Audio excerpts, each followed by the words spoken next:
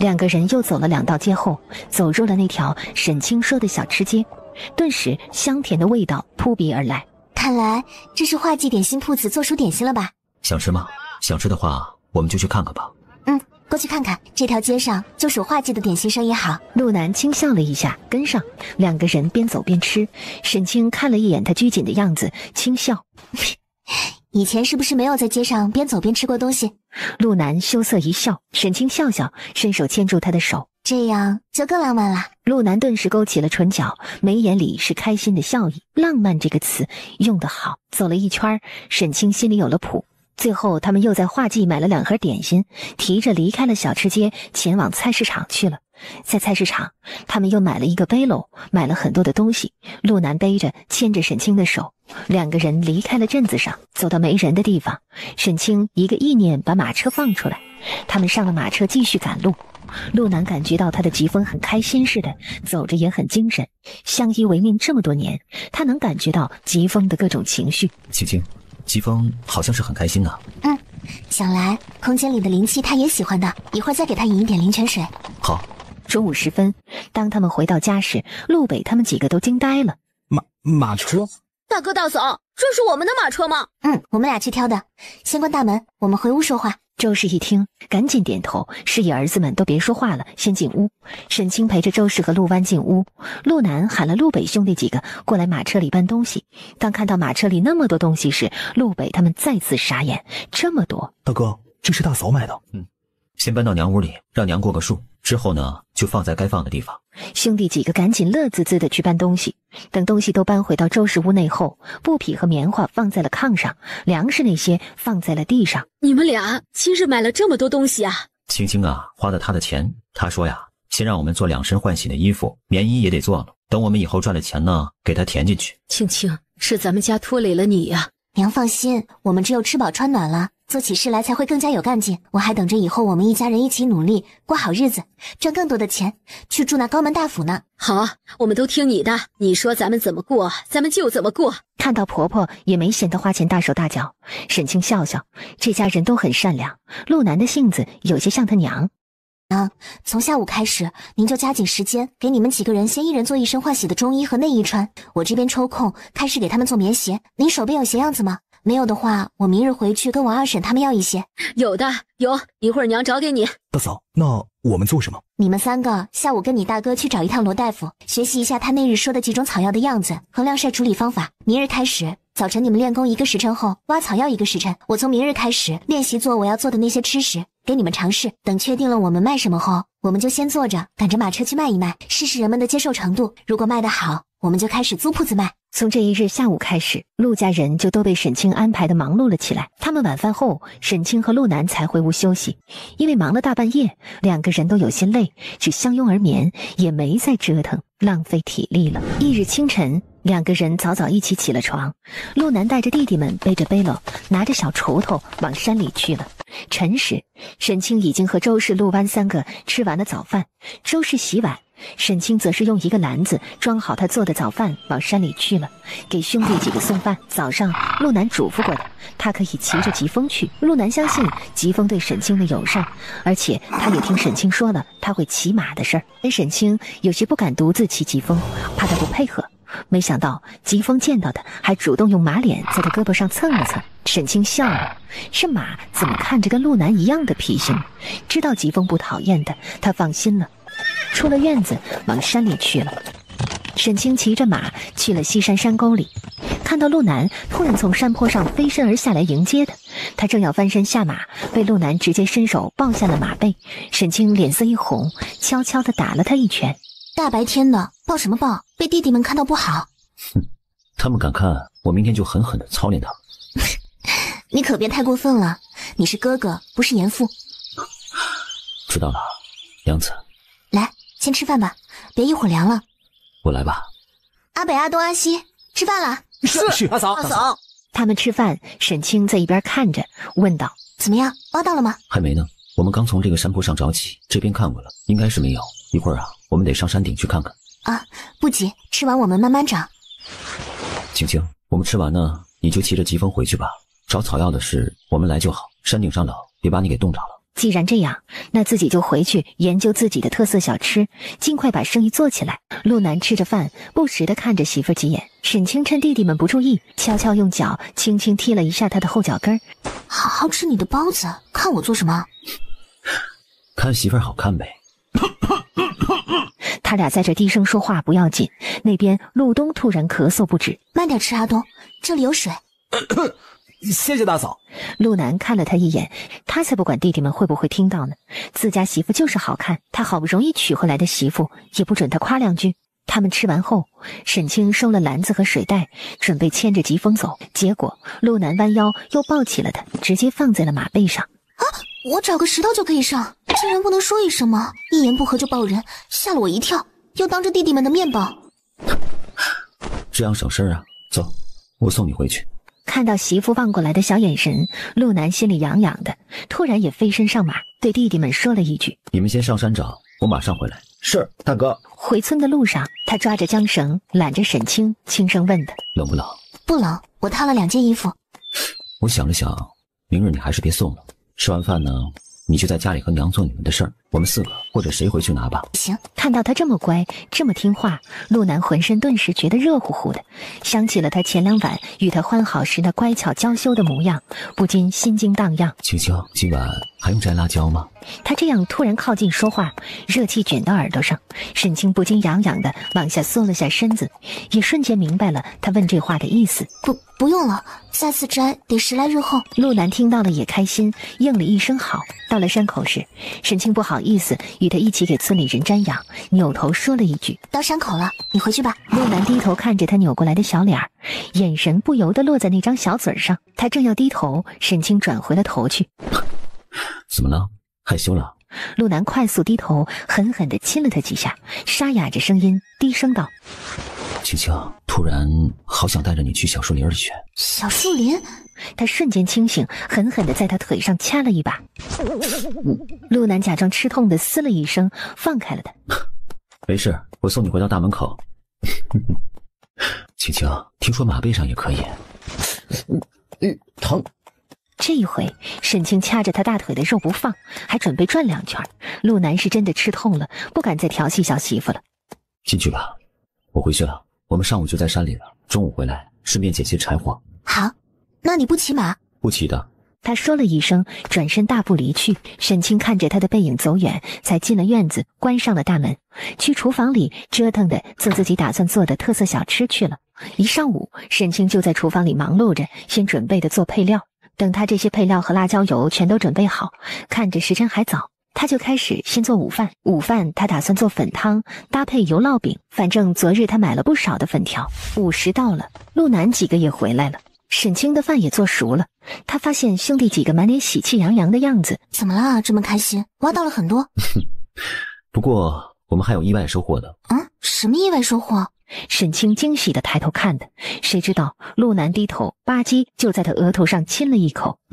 青青，你真是我的福星啊。什么呀？到底有什么意外收获让你这么高兴？昨日呢，罗大夫给我们讲完黄芩、当归和柴胡之后，看在我们送了他1盒点心的份上，又给我们教了几种异草的样子，说咱们这地方可能会寻到百仙草和绿姑娘。没想到啊，今日我们在山上挖完，看到后山的半山腰也有柴胡时，就拴了绳子吊在树上下去了。挖完柴胡，我发现下面半山腰有一丛草，很像是罗大夫昨日说的那个绿姑娘，我就去试着挖了一下，没想到挖出来的根果然和罗大夫描述的是一样的，和上面的茎叶是一样的粗细，一样的颜色，都是绿色的，而且那草还特别像个人的样子。像人的药草，不是人参吗？应该不是人参的，人参我认识的，但那个就是草。罗大夫说是异草，说这些东西一般老祖宗传下来的正规药草经籍里面是没有的，只有一些杂记里才会记录。他说这异草一般的大夫不会用，只有那些祖传医术超过几百年的家族里，没准才会知道这个东西的。那我们去哪儿找几百年祖传医学世家的人呢？不急的，慢慢找，总会碰到知道这种异草的人。青青，我就是想问问你，你那个秘境里的神田可否拨出一块田来，咱们把这个绿姑娘先种上，我挖时小心的都没有伤到根部，等以后我们碰到识货的人了再卖，也许能卖个好价钱。对，可以先种着，没准经过神田的种植后还能再长大一些呢。我也是想着有那个可能。罗大夫说了，绿姑娘和百仙草这种异草和人参雪莲的性质差不多，年份是越久越值钱的。好，那你去拿过来，我先送进空间。中午吃完饭休息时，我们再去种。陆南点头，转身大步离去。陆南过去把那个装着绿姑鸟的篓子拿走，说是让大嫂看看。不过沈清也没有全部都收到空间里，而是剩下了6株。这几株怎么没收呢？你现在去一趟罗大夫家，询问他这是不是绿姑娘。他说是的话，你就给他留3株，说送他的，剩余的拿回来，说我们卖钱。陆南稍微一想，就明白沈清的意思了。然后你看看罗大夫会不会告诉你这个东西去哪里可以找到识货的主，卖到好价钱。如果他不说的话，你就问2句。我明白了，青青。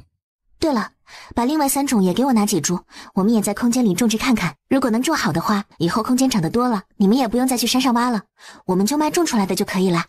好。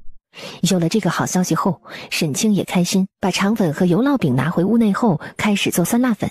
家里人每人半碗，先让他们尝尝酸辣粉，再吃汤粉，就是让他们感觉那个味道。等他把7个人的7半碗都准备好了，端到屋内桌上后，陆南也回来了。看到他脸上的笑容，沈清就知道他是有收获的。不过他们也没说这个事儿。沈清招呼一家人吃饭。我打算做的第一个小吃零嘴就是酸辣粉，我没敢给你们多做，1人半碗，吃完都要跟我说感受，我要一一记下来。青青，这味道闻着好香啊！青青，这味道闻着好香啊！嫂嫂，这个看着红红的，会不会很辣？怕你们吃不惯辣，我只做了微辣的，你尝尝，要是吃不惯，给你大哥吃。好。周氏和陆湾说完，兄弟4个已经不约而同的低头夹起，开始吃第1口了。好辣！好酸啊，又酸又辣，但是好像又很香。吃了几口，好像没那么辣了，好像越吃越香。我吃的竟然出汗了，但是感觉越吃越香。嫂嫂，还有吗？听着兄弟几个的话，沈清笑了，转头看向了陆南，想听听他的意见。我以前吃过辣，对于我来说呢，还可以再辣一点，酸度差不多了。很好吃，很香。还有吗？没有了，我的只吃了2口，你要吗？吃。青青，这很好吃。你们喜欢吃就行。那我做一下准备，过几日先去镇上试着卖一卖。可以的话，我和阿南就去做个铺子，先把第1家铺子开起来。好，需要娘帮你们做什么？你目前就先把咱们家里人的衣服做出来就行。好，娘听你的安排。您一个人能做得出来吗？要不要我请个婶子跟你一起做？能的，他们几个现在身上穿的衣服都是娘一个人做的，精致的做得慢，但是普通能裹身的，我做起来还是很快的。青青，罗大夫说了，这就是绿姑娘。当知道我送给她3株的时候，罗大夫是高兴坏了，告诉我这3株回来不要晒，这种异草要鲜草才值钱的。大夫拿到后自己知道怎么处理的。他还说了，估计镇上的大夫是没有认识的，说广陵城的李记是传承了几百年的医药世家，如果我们想卖好价钱的话，就去一趟广陵城。广陵城啊，从这里去广陵城路上要走5天的路程，药草带过去就不新鲜了，看来只能我跟着他一起去一趟。我知道了，那我们把那拿回来的3株也种进去吧。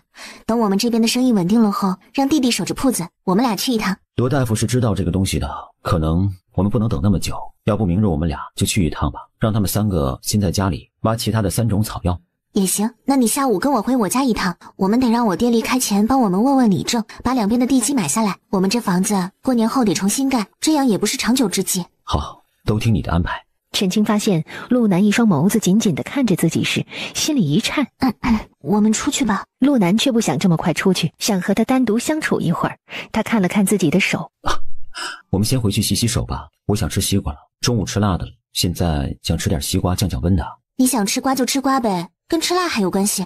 这吃完辣的，身体里边感觉是火热的，浑身有着使不完的劲儿，我得吃西瓜泄泄火，或者不吃西瓜也行的，你帮我。我去帮你拿西瓜。说完他就跑了。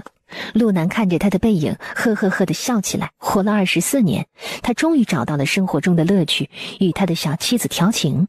他很喜欢他逗他时，他恼羞成怒，但又不舍得真凶他的那小表情，也爱死了他说不过自己时那冲着他下手时奶凶奶凶的小模样。吃完瓜，他还不想出去，伸出大手拉上了沈清的小手。青青，我们去湖边走走去吧。他想和青青多单独待在一起一会儿，培养感情。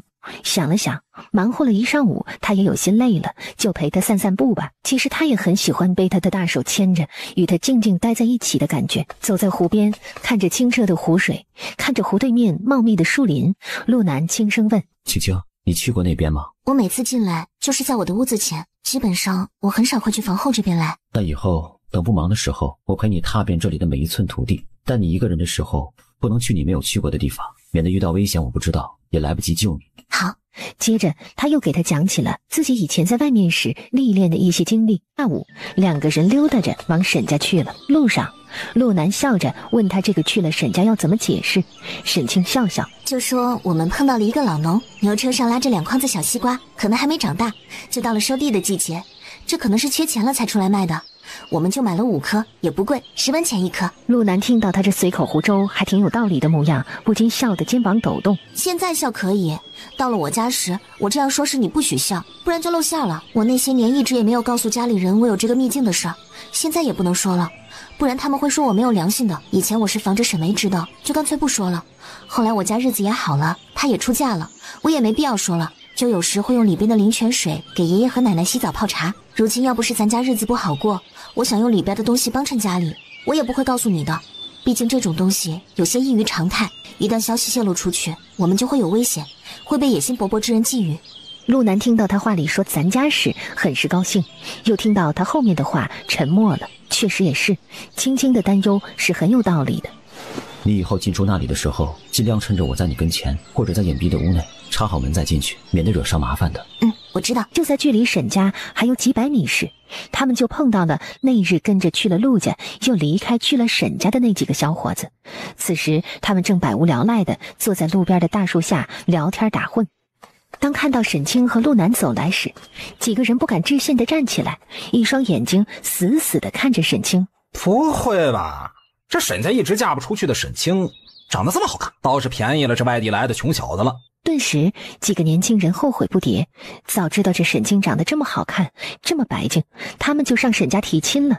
陆南看到他们色眯眯地看着沈清的神色，脸色顿时冷了一下，脚下一踢地面，几个石子朝前飞去，正好打在了几个人的小腿上。陆南看着抱着小腿在那原地蹦跶的几个人，冷冷地说道：小心眼珠子。说完牵着沈清大步往沈家去了。我操，这小子狂什么呀？不就是娶了个被人不要的女人吗？就是长得好看还不让人看了，老子逮着这姓陆的不在家，我非得去。这人一句话还没说完，背后飞来一颗石子，直接打在他的后心处，他顿时变成了哑巴，一句话也说不出来了。沈清看了他一眼，闷笑。陆南扭头看他，笑什么？你吃醋的样子很可爱。一群势利眼小人罢了。以前是我看错了他们，以后再交朋友的话，我一定睁大眼。别人就看了自己几眼，他都用几颗小石子伺候。如果他知道柳定言对自己好像还贼心不死，会不会撕了柳定言？突然间，沈清就觉得这个男人应该是个痴情种，还很护短。沈清顿时明白了，可能他之前还在心里把他们当朋友来着，但是这些人素质太差，让他很失望。今日听到他们的声音，他就知道这几个就是那几个背后嫌弃陆家穷还笑话陆南的人。想到此，沈清轻声道：人穷不可怕，志穷才可怕。别难过，我不嫌你穷，沈家也不嫌你穷，我们有脑子有手脚，通过努力，我相信总有一日我们会过上让他们羡慕的生活的。陆南低头看了他一眼，喉咙滚动，轻轻地嗯了一声。要不是地方不对，他很想狠狠地把小妻子抱在怀里，亲亲抱抱举高高。他太善良太懂事了，是这天下间最好的姑娘，是他陆南已经放在了心尖尖上疼的人。沈清笑笑，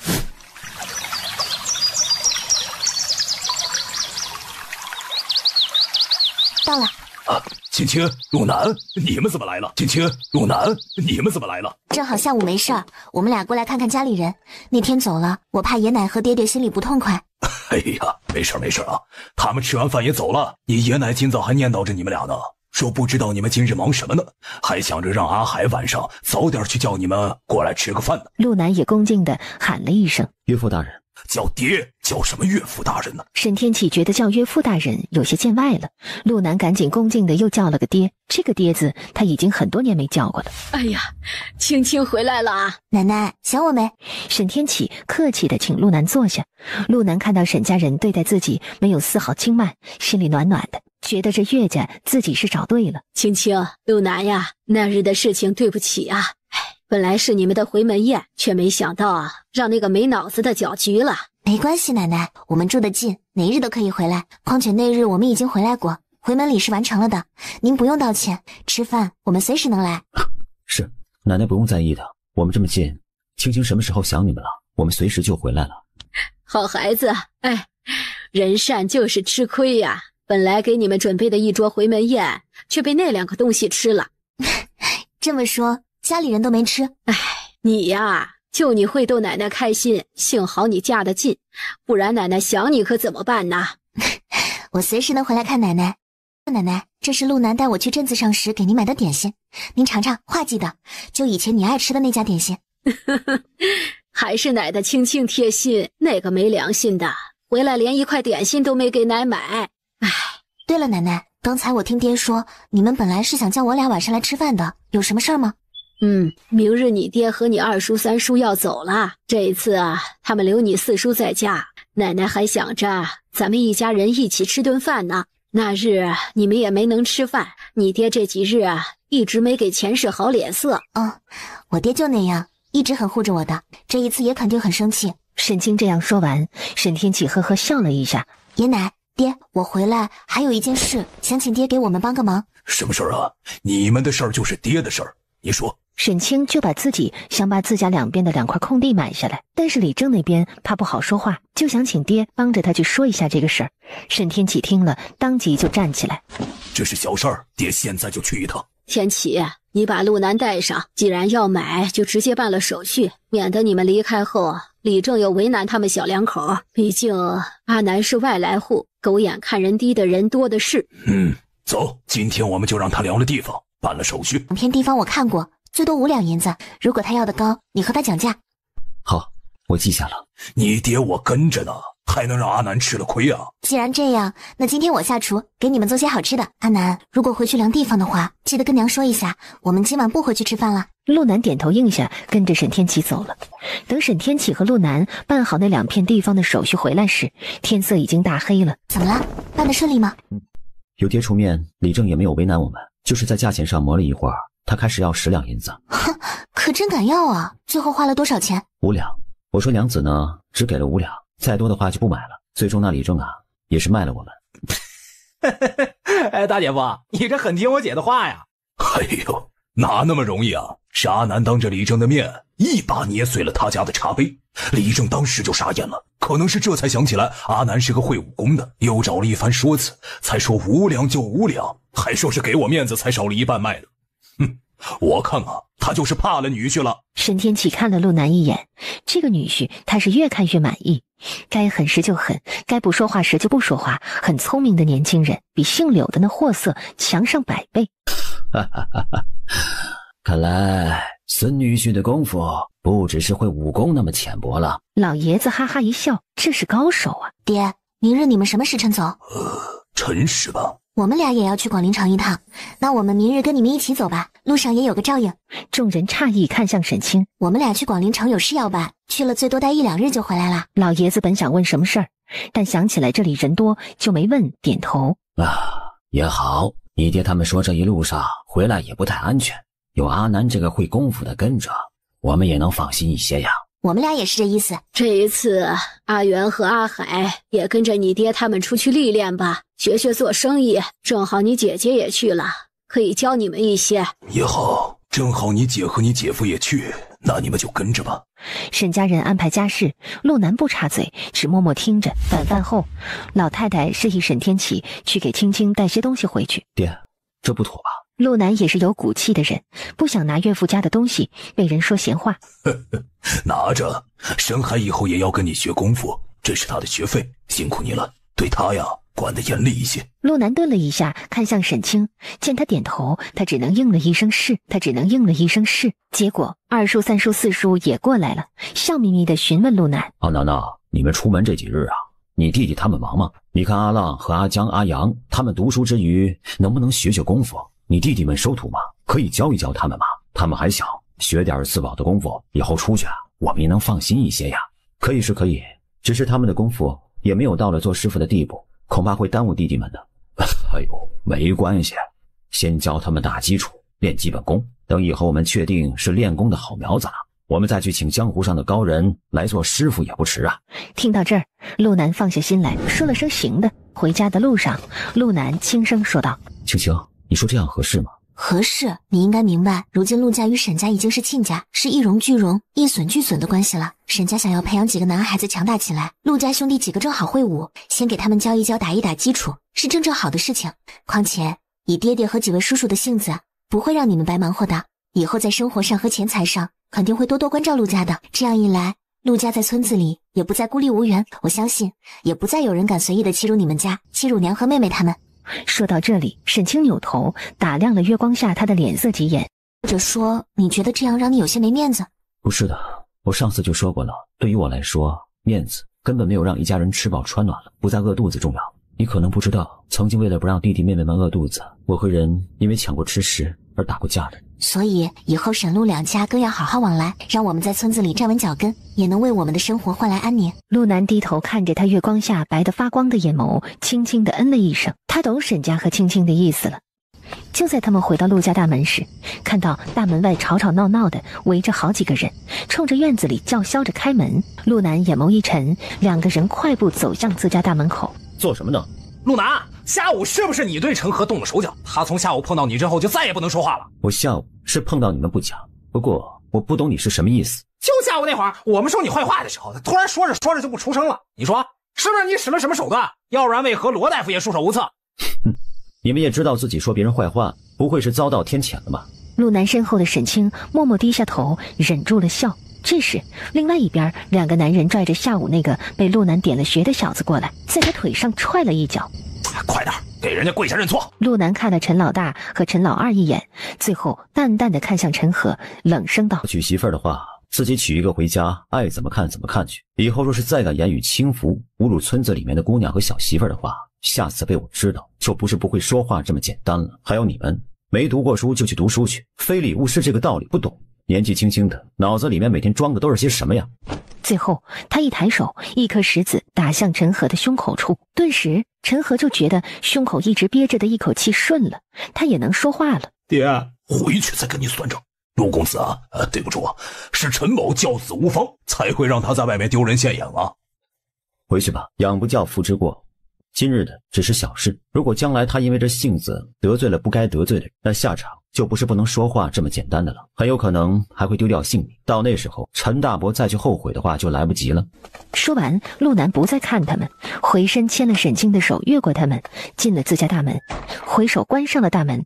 看着他们夫妻俩进屋后，大门外的人才默默散去。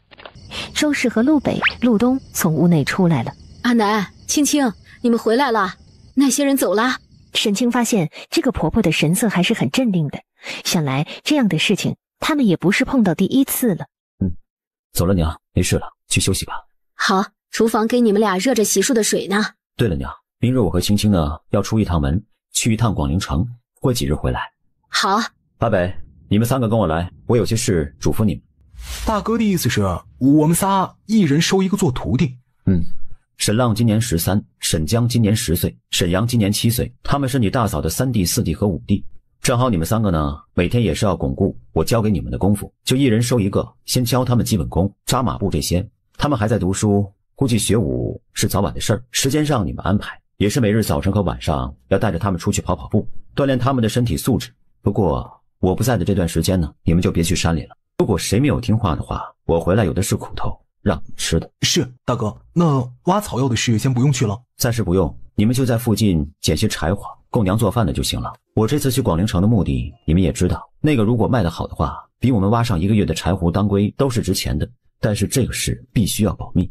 是，大公放心。安顿好他们，陆南出去查看了一番，确定院子里没有问题之后，回了屋内。陆南回到屋内时，就看到小妻子已经睡下了。他看了一眼一边放着的木盆，问道：青青，你自己去打水洗漱了？沈清低低的嗯了一声。陆南笑笑，上床脱去衣服，只着内衣钻进了被子里。过来。他看着沈清给自己的后脑勺，失笑。他这意思很明显，拒绝亲热，但正新婚着呢，即便不能大战几百回合，他也想拥着小妻子入眠。离这么远哪行呢？沈清顿了一会儿，才转过身来：困了。我也困了，明日我们要赶路，我被里是暖和的，你不是怕冷吗？过来。一入他的怀抱，他就被紧紧地抱在这个温暖的怀抱里。沈清内心里不由得悄悄喟叹了一声：真暖和。睡吧。沈清确实有些困了，迷迷糊糊就睡着了。翌日清晨，沈清醒过来，周氏这时过来喊的：青青，洗完过来吃饭，娘已经给你们做好饭了。沈清应下，周氏有些欲言又止地看向陆南。陆南感觉到了看向自家娘的眼神，瞬间就明白了。娘放心吧，我尽量闭着眼，不碰到他们。好，即便碰上了，也不要和他们起冲突。以后不再往来的亲戚，没必要跟他们生气。娘放心吧。青青，娘给烧了热水，你把汤婆子拿过来，娘给你去灌些热水，路上你抱着也暖和一些。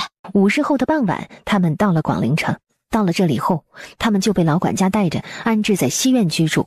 管家打量了陆南一眼，微微躬身退出去了。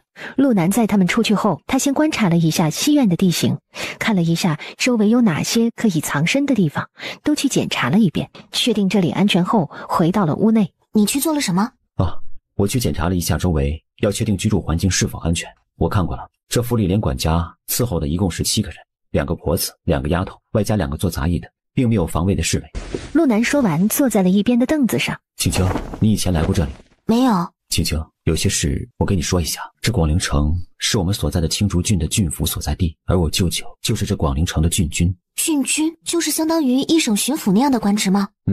也差不多吧。巡抚也有几省巡抚的，但郡君只管一个郡，是一个郡的最高文职官员，武职最高的是郡府总督。如今我们已经和外祖家断绝关系了，是舅舅的意思。外祖他们怕我们连累了舅舅，就听了舅舅的安排，所以娘那日的意思就是让我们小心些，尽量别惹上他们。你们离开京城后，他派人追杀过你们吗？不知道啊，我们离开后的这几年，有过好几批人来暗杀我，但最终都是被我们给甩开了。近2年是再没有来过了。我也想过去查一下，究竟是谁要置我们于死地，但是担心家里人，就一直没能出去。那这几日我就在这里住着，你要不要借机出去查一下？明日呢，我们先去卖药草，明晚我出去打听一下，最多2天就回来，我们就回家。正好出来了，他觉得也是个机会，把外面的事了了，好好回去陪青青做生意，把家里的日子过好。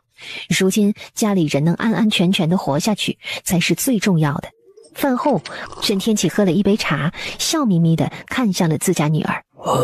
青青啊，既然你来了广陵城，要不要去咱家的几个铺子里看看呢？帮爹爹和你叔叔们看看咱们家的铺子里有没有可以再提升的空间啊。明日随爹爹和叔叔们去看看吧。经过这将近10年的时间，咱们家的生意根基也算是打稳固了，我觉得也是到了起飞的时候了。二叔激动地说道：青青，这次要不是你说要来，我们还真不敢这么想嘞，太好了。青青啊，你们有什么事儿要去办呢？需不需要三叔去帮忙啊？沈三叔是兄弟几个里外交手腕最强的一个，在这广陵城也是交友甚广。不用麻烦三叔了吧，我们的事儿也不大，就是去一趟礼记一堂。你们要去礼记一堂做什么呀？阿南和阿北他们在山里练功时遇到几株不常见的草药，问过罗大夫，他说可能只有这广陵城的礼记一堂才能识得，也会药，别的大夫即使识得也是不会用的，所以我们俩去试试。不是平常的药草？应该不是，罗大夫说是异草。沈天启看向三叔沈天亮，我知道了，三叔和李家二公子是有些交情，明日三叔啊陪你们去，会不会给三叔惹上什么麻烦呢？没事儿，李耿那个人呢是个医痴，三叔给他去送稀罕的草药，他得感谢我呢。陆南放下心来，医痴啊，那就好。好，明天上午我们去办我们的事，你们跟着你三叔先去办你们的事，下午呢爹带你们逛逛咱家的铺子。好，阿海、阿元，走吧，带你们出去练功消食去。两个人一听，赶紧站起来。沈清笑眯眯地看着三个人出去后，回头跟沈天启商量起了自家的生意来。1个多时辰后，陆南带着软趴趴的2个人回来，失笑地说了一句：要想做自己喜欢的事情，没有一个强健的身体可是不行的。都5、6天了，你们还是这样，明日早晨卯时必须起床晨练。好。沈清看到这儿笑了一下，与陆南一起跟爹爹和叔叔们告退，牵着手回到他们的院子里去了。回到屋内，沈清往内室走，却不想突然腾空而起，被他抱在了怀中。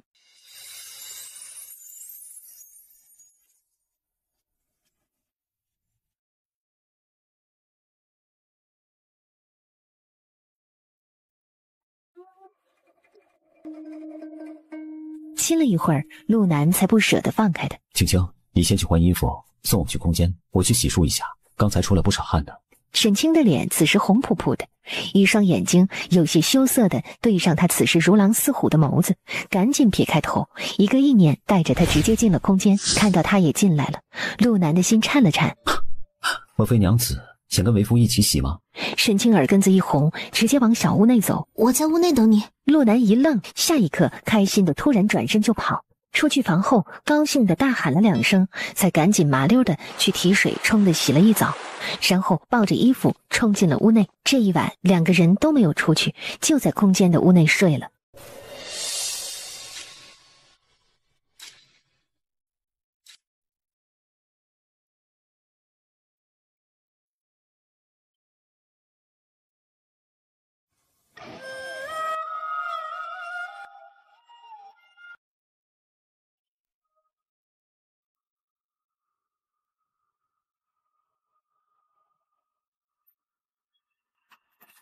1日清晨，沈清是被陆南摇醒的。他一睁眼，想起了他们还在空间里的事儿。什么时辰了？卯时了，你把我送出去，你再睡一觉吧。陆南看着他迷迷瞪瞪、一脸疲惫的样子，凑近亲了亲他的额头，眼神柔柔地看着他。时辰到了，他得起来去带2个小舅子习武去了，但是得让青青把自己送出这秘境。好，那我睡会再出去。好累。对不起，昨晚有些时间长了些，累坏你了。你一会儿起来喝点灵泉水，不然今日你的喉咙可能会不舒服的。5日内不许再来，我身子很不舒服。昨晚他有些过分了，折腾了将近1个时辰。好，对不起，你睡吧，我给打好水，你醒来之后用灵泉水泡一泡，应该会解乏的。他没忍住，看着媳妇这慵懒可爱的模样，凑过去又在他唇上啄了一下。对不起，你睡吧，我给打好水，你醒来之后用灵泉水泡一泡，应该会解乏的。他没忍住，看着媳妇这慵懒可爱的模样，凑过去又在他唇上啄了一下，才麻溜的起床。你快点儿，我好困。好了，送我出去，你睡吧，这水等我回来洗过再倒。沈清应了一声，一个意念把他送出到寝房外。他又迷迷糊糊的闭上了眼睡觉，但不久他又慢慢的睁开了眼。气人，睡不着了。身边没有了他的气息，没有了他温暖的怀抱，他竟然睡不着了。沈清看着房顶，想起昨晚自己放纵心情，跟着他那1个时辰的疯狂，他伸手捂上了眼睛。完了，我中了这个男人的毒了。睡不着，沈清只能起来去穿好衣服，又去喝了一杯灵泉水，出了空间。此时时辰还早，还没有到辰时，然后在府里溜达着，欣赏着府里的景色。大小姐好，你是？奴婢小红，和李婶负责府里的膳食。今早我们吃什么？小笼包、馄饨，还有豆包、红豆稀粥，这些是大爷当初吩咐下来的菜单。走吧，我去给你们帮忙。不用的，小姐，我们2人能忙得过来。奴婢是去库里拿鸡蛋的。没事儿，走吧，我再教你们几个我爹他们爱吃的早餐，他们回家后我也经常给他们做的。是。小丫头一愣，随即跟在沈清身后，觉得这个大小姐很随和。当一家人坐在主院的厅堂内，围着桌子吃饭时，才发现今日的早餐不是原本该今日吃的。但是沈天启乐得笑开了眼，有女儿的人就是有福气啊，这一看就是我女儿做的饭菜。2叔3叔也笑呵呵地看了陆南一眼。阿楠楠啊，你可真是有福气啊，我们青青这做饭的手艺那是一绝呀，能够娶到青青是我3生有幸。你还没吃过青青做的这个早餐吗？尝尝，很好吃的。这个叫鸡蛋卷饼，这个叫肉饼，再搭配一碗胡辣汤，吃完舒服哟。沈家人以前吃过沈清做的胡辣汤，但今日的胡辣汤，他们好像吃出了一点不一样的东西来。哟，青青啊，这胡辣汤里加了肉啊！沈天琪嘴刁，一下子就吃出来了。加了一点牛肉丁，是不是感觉味道不一样了？以前在家里没有牛肉，我就没有放过牛肉丁。如果是搭配肉饼的话，家里我一般就给你们做素的胡辣汤。如果汤里再加肉，可能早晨的肉食就会过量了，你们会胖。原来如此啊！陆南只是默默地埋头吃饭，他觉得这个胡辣汤不辣，不如那个酸辣粉吃得带劲。大姐啊，这个胡辣汤也不辣呀，为什么叫胡辣汤啊？沈海这时好奇地问道。那是因为你们不吃辣，我没多加胡椒粉，多加胡椒粉或者辣椒就会辣啦。早饭后，一家人准备完毕，三叔嘱咐他们带上他们的药草，自己带着他们出门。夫妻俩应下，回院子里去了。回去后，陆南插好门，沈清一个意念带着他进了空间。青青，我们今日卖几株呢？如今我们地里种着15株，我们这一次也算是先试试行情，不能拿得多了。如果价格好了，我们下次再来就是；如果价格不好，我们就再不来卖给他了。自己空间里先种着，总会遇到识货之人，就拿出5株吧。如果这个李家是个不错的，我们还可以跟他谈谈生意，以后找到异草可以再给他送来。好。陆南应了一声，拿着铲子去挖，很快5株挖了出来，把上面的土抖干净，回去放进我们准备好的木盒里。陆南点头照做，夫妻俩抱着一个黑色的木盒子出来。三叔诧异地看了一眼沈清手上的木盒子，倒也没有提出要看，只说了一声走吧。他们到了李记一堂时，三叔只是走向了一边柜台里的角落，询问李耿在不在，说他是沈记的三爷。掌柜的一听，赶紧客气地拱手一礼，亲自带着他们上了2楼。李耿见到沈三爷来了，眼神询问三叔：哈哈，是我大哥的女儿和女婿，你放心吧，不是来找你走后门看病的。下面那个坐诊的是你家长老吧？你呀，还是这么个直爽。听说你回家了一趟啊？这侄女成亲回去了一段时间，这一次回来呀，正好带他们出来走走。闲聊时，我侄女婿说，前几日在山里练功时，发现了几株奇特的药草。问过我们那的大夫说呀，是异草，但一般的大夫啊是不会用啊。正好带他们来这边，让你来帮着孩子们看一看。我侄女婿冒着风险，还受了点小伤，挖出来的药草是不是那么不寻常的东西？异草？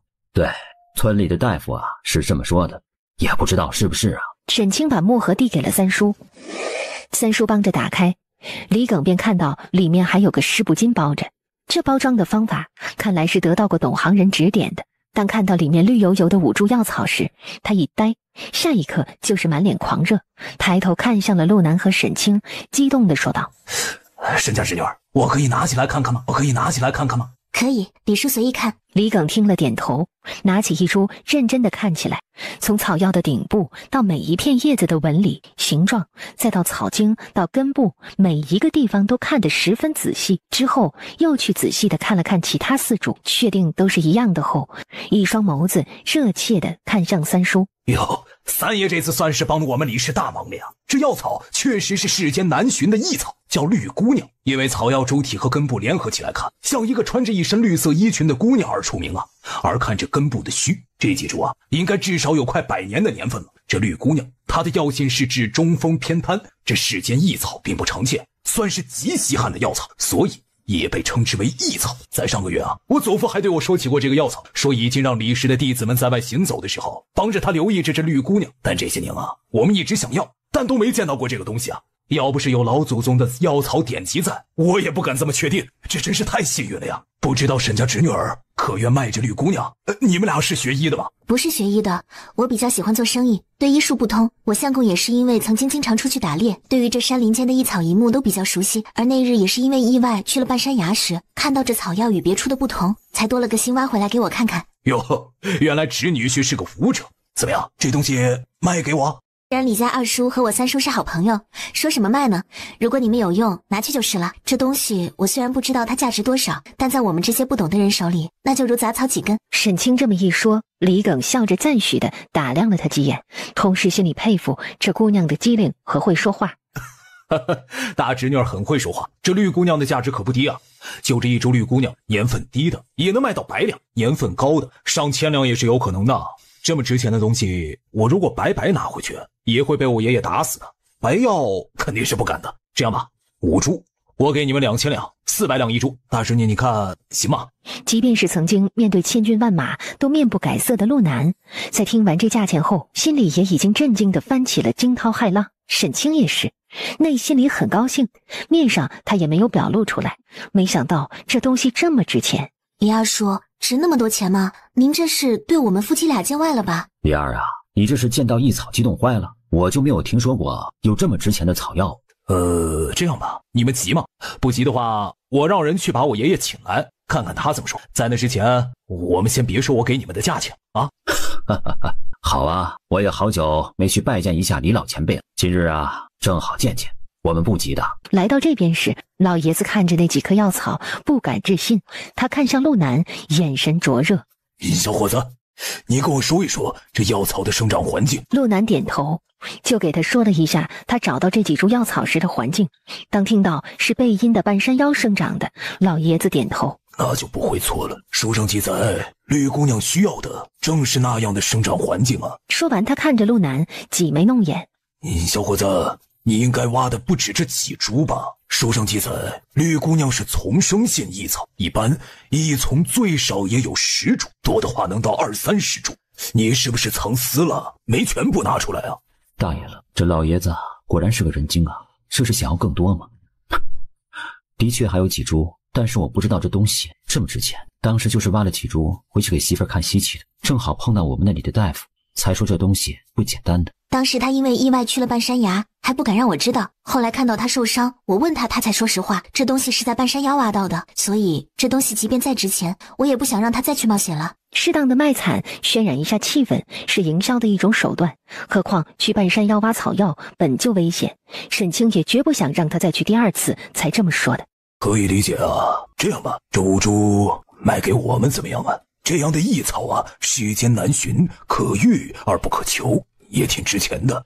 加上如今这东西确实只有我们李记有这个能力来用这个药草，你去了别处也卖不到好价钱啊。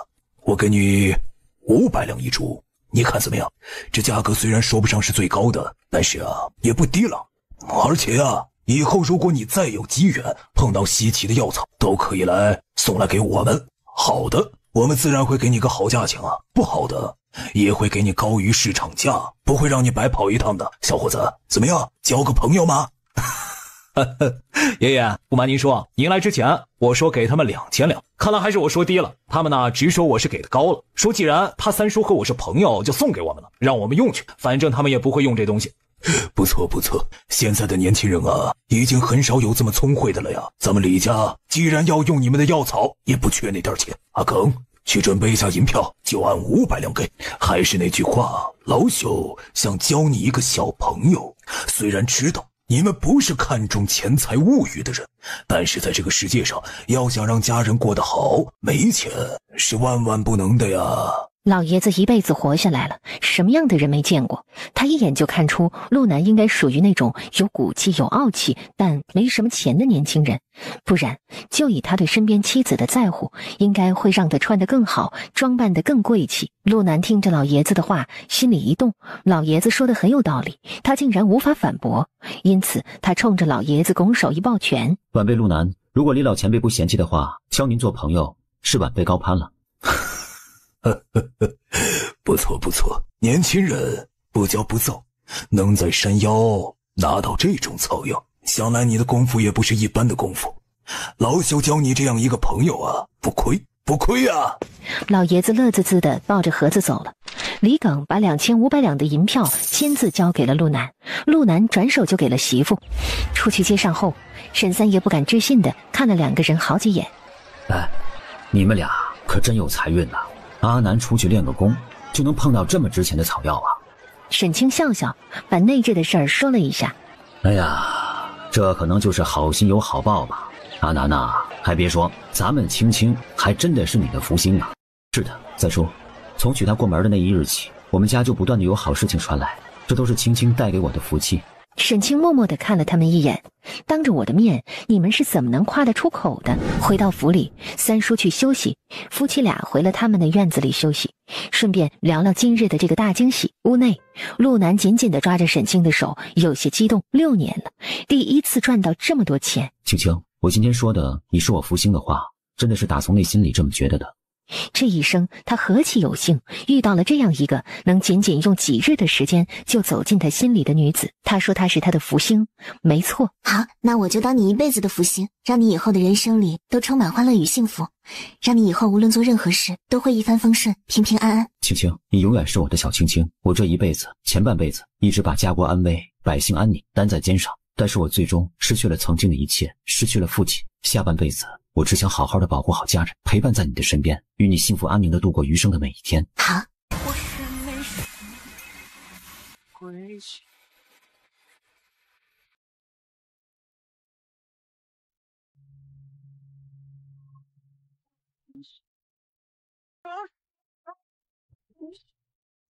怎么了？青青他们的草药卖出去了吗？哈，卖出去了。大哥和二哥呀，可以猜猜，卖了多少？青青他们有几株草药啊？5株。哦，5株的话，最多100两吧，那已经是好价钱了。没想到啊，女婿还有这样的财运，这对于他们如今的日子来说啊，倒是好事啊。我觉着老三这表情不像是卖100-200两，至少应该有个500两。2500两。多少？1株500两，5株是2500两。老三，咱青青和阿南这么好的运气，能碰到这么贵的药草？嗨，哪那么容易啊？那2个孩子怪不得不在家里面告诉我们，原来任何的运气都是伴随着风险的，也都是努力的必然结果呀。这时陆南也靠近门前，特意加重了脚步。阿南啊，这会儿我们正听你三叔说你们上午的事儿呢。今日也是多亏了三叔与李家2公子是熟识，我们才会得到信任，还要多谢三叔的。客气了，是你们俩运气好啊。青青呢？他说要教厨房那边做酸菜鱼和另外2个菜，我把他送到了厨房，他让我过来陪陪你们。哟，不错啊，中午青青又下厨了，太好了，我们又有口福了呀。南啊，你和青青商量过没有啊？以后你们是准备怎么规划的？要不要也来这广陵城做生意啊？来的话，我们还可以帮衬你们一下，好歹沈家也在这里打拼了10来年，关系网啊还是有一些的。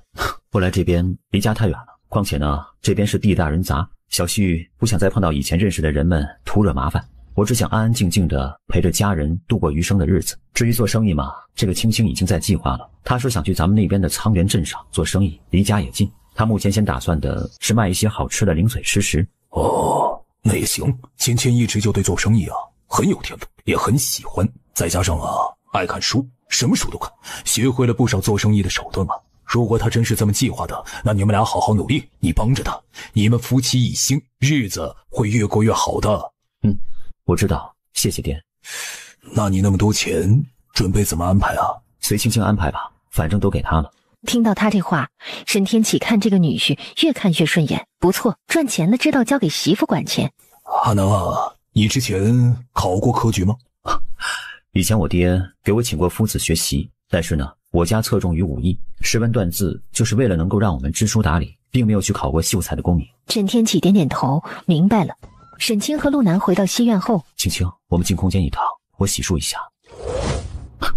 青青想出去散散步吗？不出去了，今天走了一下午，想休息一会儿。你不是有事要去办吗？去吧，要注意安全。今日能回来吗？我可能得明日回来，我要去离这里100里之外见个人。行，那你去吧，我明早跟爹他们说一下，没事的，我在这里等你。说着话，沈清拿出几张银票来递给他，又拿了个钱袋子给他。碎银子你拿着买东西吃，银票你装在贴身的衣服兜里，万一有事情时用一些。他给他拿了500两，手里没钱是没办法，如今手里有钱了，男人出门手里肯定得给带些钱傍身的。那就带200两吧，谢谢你，青青，等我回来。出了空间，外面的屋内，临走时陆南轻轻地抱着他，吻了一下，摸摸他的头，才不舍得推开门离去。为了不惊动别人，陆南是用轻功离开的，没有骑马。沈清站在院子里目送他飞身离去后，才转身回了屋内。早晨沈家兄弟3个吃早饭时，正要动筷子，沈天启才发现差了一个人。阿南呢？青青，他昨晚有事出去了，还没回来呢。爹不用担心，他说处理完事情就回来。昨晚就走了？安置我休息了后，他才离开的。怎么现在还没回来啊？不会有什么危险吧？他去的是100里之外，可能是去见一个熟人。爹爹不用担心，他说下午就差不多回来了。那好，先吃饭。沈天启看女儿这毫不担心的样子，再想起女婿那厉害的功夫，又放心了些。其实说是这么说，沈清心里也很担心他。他一上午总有一种心神不宁的感觉。午饭后，沈清回了自己住的院子里，推开门的瞬间，他就看到了陆南。只是此时他正躺在窗边的榻上睡着了。他一愣，回来怎么不过去吃饭呢？走近的他突然闻到了一股淡淡的血腥味儿。沈清皱眉，赶紧蹲下检查他身上哪里有伤。好在他检查了一圈，没有发现他身上有伤口。最后在他的鞋底看到他踩到了血，不过已经干涸了。他伸手摸了摸他的额头，确定他没有发烧之后，本来是想给他拿个薄被盖着，结果他噌的一下睁开了眼，醒了。青青，对不起，我睡着了。怎么会这么累？你是不是一晚上都没有休息一下？开始是在赶路，后来遇到了些事情，就一直忙到了上午才赶回来。你是不是跟人打架了？你怎么看出来的？我衣服没破呀。看出来的，我衣服没破呀。说着他还低头检查自己的衣服。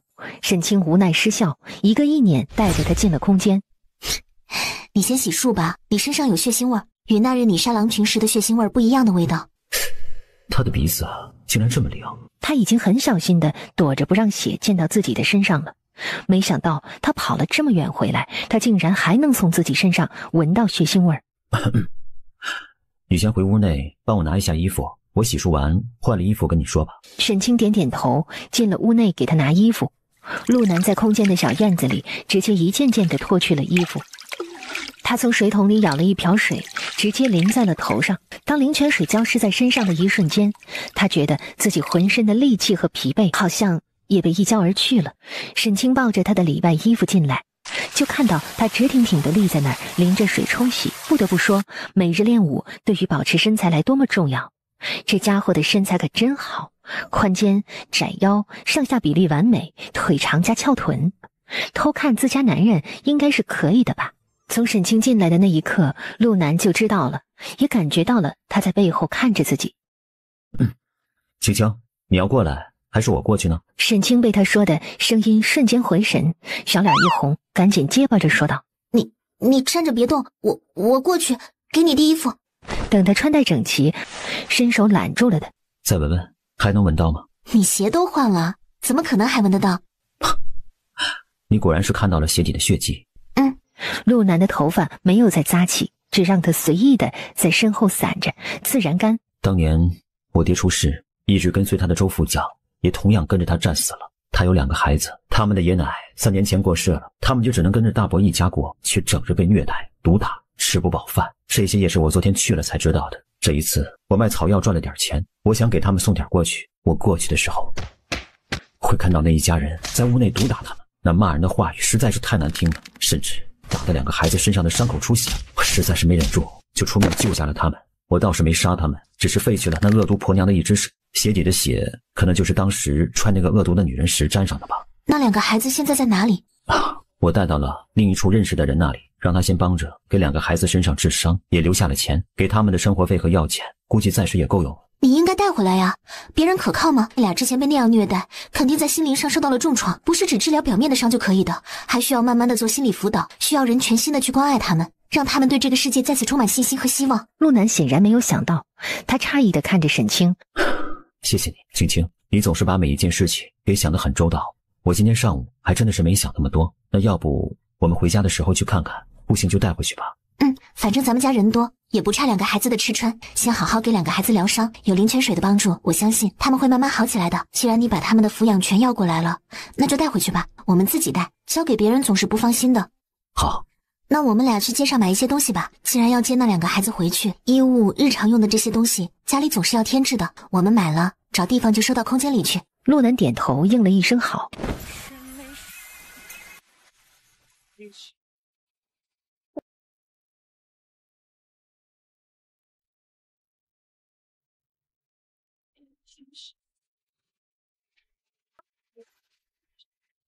上汤着。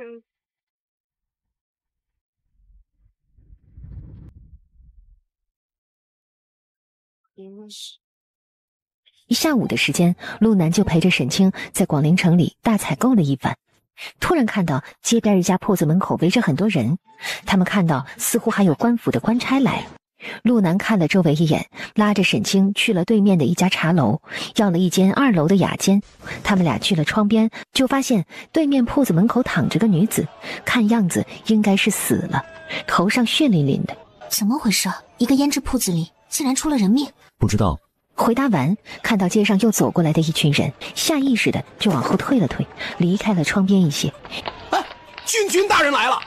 沈清顿时明白陆南往后退的原因了，原来是不想被他舅舅看到。这到底是怎么回事？大人，求大人给民妇的女儿做主啊！我只是陪着女儿出来买胭脂的，谁知道被几个混子盯上了，跟进了这胭脂铺，想要调戏我们，向老板求救。谁知道这个老板不但不帮忙，竟然还帮着把铺子门关上了。求大人做主，我的女儿不堪受辱，这才撞出自尽了。求大人为我可怜的女儿做主呀！来人，赶紧去请李记的人先来就诊，喊仵作检查死者是否还有救。很快，李耿急匆匆地跟着个侍卫回来了，先看了一下那个姑娘，冲着君摇了摇头。禀大人，这姑娘救不回来了，脑浆迸裂，只可惜了。如此如花似玉的姑娘，却成了这副模样啊！那李大夫再给这个妇人看看吧。大人，那几个混子从后门跑了，我们的人去追了。去追？无论如何，给本官拿下那几个混账东西！沈清正看着下面，就觉得身后传来了一声门响，他就发现了一道黑影从这边房子上飞身过去对面，向着对面房后飞身离去。莫非陆南去帮着追凶手去了？还说对这个舅舅失望透顶了，遇上事儿他还是第一时间就跑出去帮着抓坏人去了。过了一会儿，一群衙役押着3个人从街尾向着这个铺子前而来。突然他感觉到身后有气息，快速回头。啊，你什么时候回来的？刚进来。你帮着抓住的？不算是吧，我只是射出去几颗石子，点了旋，让他们再也逃跑不了了。人是衙役上去抓住的，我没现身的。好样的，可怜的姑娘，希望你一路走好，下辈子去一个和平的世界生活吧。走吧。上，爹，咱们沈记在这广陵城可有关系不好的对家？有，哪家做生意的人都有对家，但是我们还没到撕破脸的程度。俗话说，同行是冤家，尤其那些生意不如我们的，肯定是会嫉妒我们的。爹，二叔三叔，如果是这种情况的话，依我看，年前我们沈记想要重新装修的事情先不要进行了，缓一缓，等年后生意清淡，青黄不接时再去收拾。到那时也算是给同行业做个榜样，带个头。生意淡季时，正是我们整顿内部练内功的好时候。你们俩的意思是？哈，那就按青青说的办吧。正好我们也可以用这个时间修身养性，学习一下那些我们想学的东西。我这几日拜访到了青山居士，他答应指点我作画，那我就好好的学习了。好啊，那我也就每天有更多的时间去找范老下棋了。如此最好，那我和阿南明日再陪你们一日，后日就要回家了。后天就要回去吗？不多住些日子吗？他有些不舍这个女儿了。爹爹和叔叔们有事业忙，我还没有呢。这次回去我就要开始筹备我的第一个生意去了。我还是决定年前把生意做起来，不然等到开春再做，开张就赶上春天的清淡之气，不太好。青青啊，爹和你两个叔叔商量了一下，经过这2日带着他们走铺子观察，觉得他们俩对于做生意好像还是开窍了，至少比读书要开窍一些。从明日起把他们俩安排到咱家铺子里，就从伙计做起，开始接触生意。你觉得这样可行吗？可以的，你们可以给他俩定下任务，做多久的伙计，要学会多少东西，掌握多少知识，这样他们在工作时才会有方向去努力。如此就和我们想的一样了，那咱就这么定下了。你们俩记得，进了铺子做了伙计，你们和其他伙计就是一样的身份，别拿少东家这样的身份来自我感觉良好的去找优越感，觉得你比他们都强，都高人一等。如果那样想，你们还不如别学着做生意。好，姐放心，我们不会那样的。还有，你们俩除了去学习你们进入的行业的所有专业知识和卖货知识外，还要学会如何做人。意思就是你们要学会如何与铺子的伙计之间相处，还要学会如何面对顾客来交流，既能把自己的东西卖出去，又能让顾客对我们的铺子留下好印象。好。对了，青青你们做生意需要买铺子的吧？你们那点钱应该不够，买完铺子还要收拾，还要准备东西。你回的时候爹爹再给你准备一些钱，不用的，爹，我是出嫁的女儿了，做生意的本钱我不会借沈家的，我有多少钱就做多大的生意，我相信通过我们俩的努力，总有一日我们的生意会遍布天下各国。青青，你给自己定下的目标这么大吗？没有目标我们如何去努力？总有一日我们会做到那个份上的。他这样一说，兄弟几个再次笑起来。夜深了，一家人才散开，各自回屋休息。陆南从出了主院的门后，就突然蹲下说道：“上来，我背你回去。”沈清一愣，下意识地看了一眼身边跟着的沈源和沈海，两个人也是一愣，随即快速地跑走了。姐，我们困了，先回去睡觉了。青青说的对，这两个确实是孺子可教育，那就明早训练的时候，先教他们一套护身拳法吧，全练外力，掌练内功。他们身为生意人，外力强大一些，还是有很多好处的。你快起来！我想散散力，现在我觉得浑身都是力气，怕一会儿难以入睡。你觉得是让我背你回去，还是我们走回去后？背吧。后面的话不用他说，他也知道是什么。行，今晚我们用去种田吗？去吧。今天你去把另外几块田翻一下，等那些幼苗长出来，我们就能去栽种了。好，青青，从此以后，那个少年将军陆战青没了，以后我只会是陆南，生意人陆南。我决定跟着你做生意，跟着你学习，陪着你把咱们的生意做到天下各国去。10月24，沈清和陆南告别了爹爹沈天启和叔叔弟弟们，与陆南离开广陵城回家。离开广陵城不久，陆南赶着马车改变了方向，往西北方向而去。他们是去接那两个孩子。上午进午时，他们进了一个小山村。青青，你别下去了，我进去看看，顺便把那两个孩子带出来吧。沈清想了想刚才的事儿，点了点头。可能有自己在，陆南不好直接训话手下。婆婆，水抬回来了。行了，去劈柴吧，柴劈完中午就有饭吃。大门外的陆南渐渐地握紧了拳头。娘，他们还是孩子，我们将军走时给他们留了钱了，没水了我会去担当。怎么了？是老娘我做饭给他们吃，你有本事给老娘娶个媳妇儿回来伺候老娘。再说了，那些钱是他赔给我们的，你跟着他们打仗变残了，他们就不养活了，把人赶了回来，以为给10两8两的就可以把我们打发了。老娘告诉你，至少得200两才能赔上你这条腿。这200两跟他们两个小贱种没有关系，他们想吃饱饭就得给我干活换饭吃。行了娘，你别吓坏这两个孩子了。现如今你钱也拿了，媳妇儿的事儿就看你的了。你要是有本事，就给我娶个媳妇儿回来。却不想一回头看到大门口站着的陆南，顿时他的脸一片惨白。老婆子是背对着大门的，并没有看到陆南进来。我告诉你们两个小兔崽子，不劈柴今天没饭吃，饿死你们正好省了我们的事儿了。娘！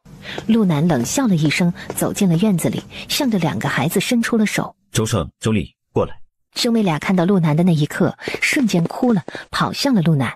对不起，哥哥去处理了一些别的事情，今天是来接你们离开的。好，我们以后就想跟着哥哥，别人都不想要我们。哥哥，我和妹妹会做很多事，你以后可不可以不要把我们俩再送给别人？陆南听到这话，心里一疼，暗骂自己是笨蛋，那日竟然做了这样的一个决定。要不是青青回去点醒自己，可能自己又会把这两个孩子填入火坑了。对不起，哥哥不是不要你们，只是想让你们先在这里疗伤一段时间。我去处理了一些别的事情，以后不会了。哥哥带你们回哥哥的家，哥哥带你们回哥哥的家。好，少将军，既然你娘不愿意帮着看孩子几日，你应当当时就告诉我。对不起啊。陆南冷冷地看了他一眼后，看向了转过身来一脸尴尬的老太太。当初程渊出事，也是因为他自己不听我们的命令，自己要私自过量训练所造成的。后来我也是为他申请了最大的补贴，如果老夫人还不满意的话，可以自己去找朝廷申请更好的补贴。至于我给的那200两，是我借的别人的。如今既然老夫人不愿看护几日这两个孩子，就把钱给我拿出来吧，不然的话我就去找官府，把当初我给程渊申请的粮食补贴给取消了。我儿子去当兵时好好的，回来却成了这个样子，不是你们领导的问题，难道还是我这个做娘的问题？想要钱没门儿。可以，200两我想办法给别人还，你可以拿着，但是从今往后，程渊的所有补贴再不会收到1颗粮食。说完，陆南拥着两个孩子转身准备离开，他只是吓唬一下这个恶毒的老太太，毕竟如今他在兵部已经没有任何的权势了。天杀的，你这是想逼死我们母子吗？娘，你把少将军的银票给人家，以后没了粮食，我们吃什么？这些钱迟早也有花完的一日啊！可是这两个小孩子在我们这里就可以白吃白喝好几天了。陆南冷笑了一声，从袖口袋里摸出一个钱袋子来。阿胜，去给你程渊叔叔。娘，如果你还想要我给你养老的话，就把邵将军的钱给他，不然的话我明日就离开，以后我再也不回来了。程渊的娘听了，气得咬牙切齿地跺脚，十分不舍地拿出了陆南给的那200两银票。陆南收回银票，看了程渊一眼，以后你自己好自为之吧。程渊默默点头，垂下了眼帘。陆南带着2个孩子转身离去，这是青青给他的银票，他就是要回来扔了，也不会给那么恶毒的老太太。只是可怜了程渊，竟然遇到这么个娘。回到马车上，就见沈清手里已经抱着2套衣服了，旁边还放着2个篮子和水袋。青青，这是周副将的2个孩子，哥哥叫周胜，今年12，妹妹叫周丽，今年9岁。阿生、阿丽，这是我的夫人，你们喊嫂子即可。嫂嫂好。青青，那你照顾他们俩一下，我先赶路。我们找个镇子住下，让2个孩子洗个热水澡。好。2个孩子只看了沈清一眼，没敢说话。这样的2个孩子已经懂得给自己竖起保护墙了。阿南，你去赶车吧，我跟他们俩聊聊天。陆南点头。马车上，沈清看了2个孩子一眼，微笑着问道：冷吗？2个孩子依旧没有说话。沈清把衣服给2个人递过去，这是你们阿南哥哥与我去专门给你们俩买的，不知道这个颜色你们俩喜不喜欢呢？好看，喜欢。好，那嫂嫂先帮你们套在现在的衣服外面，咱们先保暖，等到了客栈里洗了热水澡，再穿中衣，到时候你们就会舒服很多。会弄脏漂亮衣服。没关系，弄脏了可以洗一洗，但是你们如果冻生病了，会很不舒服的。2个孩子不说话了，显然那样的感觉是常事儿。现在我们来做一个游戏，谁赢了，嫂嫂就先给谁穿新衣服，好不好？沈清笑了一下，拿出了1颗煮鸡蛋。当看到煮鸡蛋时，2个孩子的眼前似乎亮了一下。沈清一边2只手来回的扔着鸡蛋，一边观察着他们俩，然后他突然2只手一起圈起来翻过去，2只手的手背向上，笑眯眯地问道：现在你们来猜一猜，鸡蛋在嫂嫂哪只手里呢？谁猜对了，谁就先来穿新衣服。其实沈清的速度并不快，只要是注意看的，就能猜到鸡蛋在哪个手里。周胜看了一眼沈清的右手，这个手，他却指了一下沈清的左手。周丽看到哥哥猜错了，用手指快速地指了一下沈清的右手。这个。沈清笑着翻过手展开，鸡蛋就在右手的手心里。哇，阿丽猜对了，我们阿丽真聪明，和我们家弯弯一样聪明呢。周丽好奇地看了沈清一眼。弯弯是谁啊？周胜弯了弯嘴角，让妹妹先穿漂亮衣服，她就不冷了，这是他刚才故意选错的原因。现在阿丽赢了，那就阿丽先来穿新衣服，好不好？妹妹先穿。既然阿胜还得等一会儿，那就先吃鸡蛋等着。妹妹饿，给妹妹吃。哥哥吃，阿丽穿漂亮衣服。看到兄妹能互相友爱，互相关照，沈清的心里很欣慰。别担心，嫂嫂这里还有很多好吃的，鸡蛋、点心，还有苹果和橘子。阿丽穿完新衣服就可以吃了。谢谢嫂嫂。不用谢，我们要抓紧时间穿衣服，你们才能早些吃东西，不会再饿肚子。这回周胜没有犹豫，麻利地吃了。沈清笑了笑，这兄妹俩比他原本想象的状态要好一些，至少他们心里还不是那么阴暗，从他们纯真羞涩的笑容里就能看得出来。等兄妹俩穿好衣服，顿时觉得身上不冷了，就一人拿着1块点心，小口小口地吃着。这里有水袋，想喝水时说一声，嫂嫂给你们倒，只是可能会有些不太热了。好，谢谢嫂嫂。谢谢嫂嫂。 2个孩子如今除了对沈清说谢谢嫂子，也不知道他们还能说什么。困吗？困的话可以先睡一会儿，到了客栈嫂嫂叫你们。妹俩一致摇头。刚才他们喝的水其实是沈清从空间里灌的灵泉水，他们在喝下去后就觉得浑身说不出的舒服，也没有了一丝疲惫的感觉。陆南他们又走出1个多时辰的路程后，他们停在了一个小溪边休息，让2个孩子下来玩一玩，跑一跑。陆南则是和沈清蹲在小溪边洗手。不是说住客栈吗？怎么又走了？那个客栈有问题啊？你怎么知道的？沈清诧异，他一直都没有离开过自己的身边，是怎么知道的？那个面馆的掌柜告诉我的。哦，那老板不是没回答吗？莫非不回答就是有问题？陆南知道他并没有注意到老板的表情，就给他仔细地说了一下。原来是这样，可能这就是你常在外奔跑，遇到的事情和人多，事情多，积累下来的经验和细心。我倒是没有注意到这些。也是有关系的。我以前在军营里的时候，最擅长就是侦察敌情，通过一些看到的和我的经验判断，基本就不会有丝毫的差别的。沈清听完，双眼里都是崇拜的目光望着的，没想到自家男人真是厉害。陆南被他这样直白的眼神看得浑身有些热乎起来。哥哥，嫂嫂，快来看，这里躺着一个人！阿生、阿丽，快过来这边！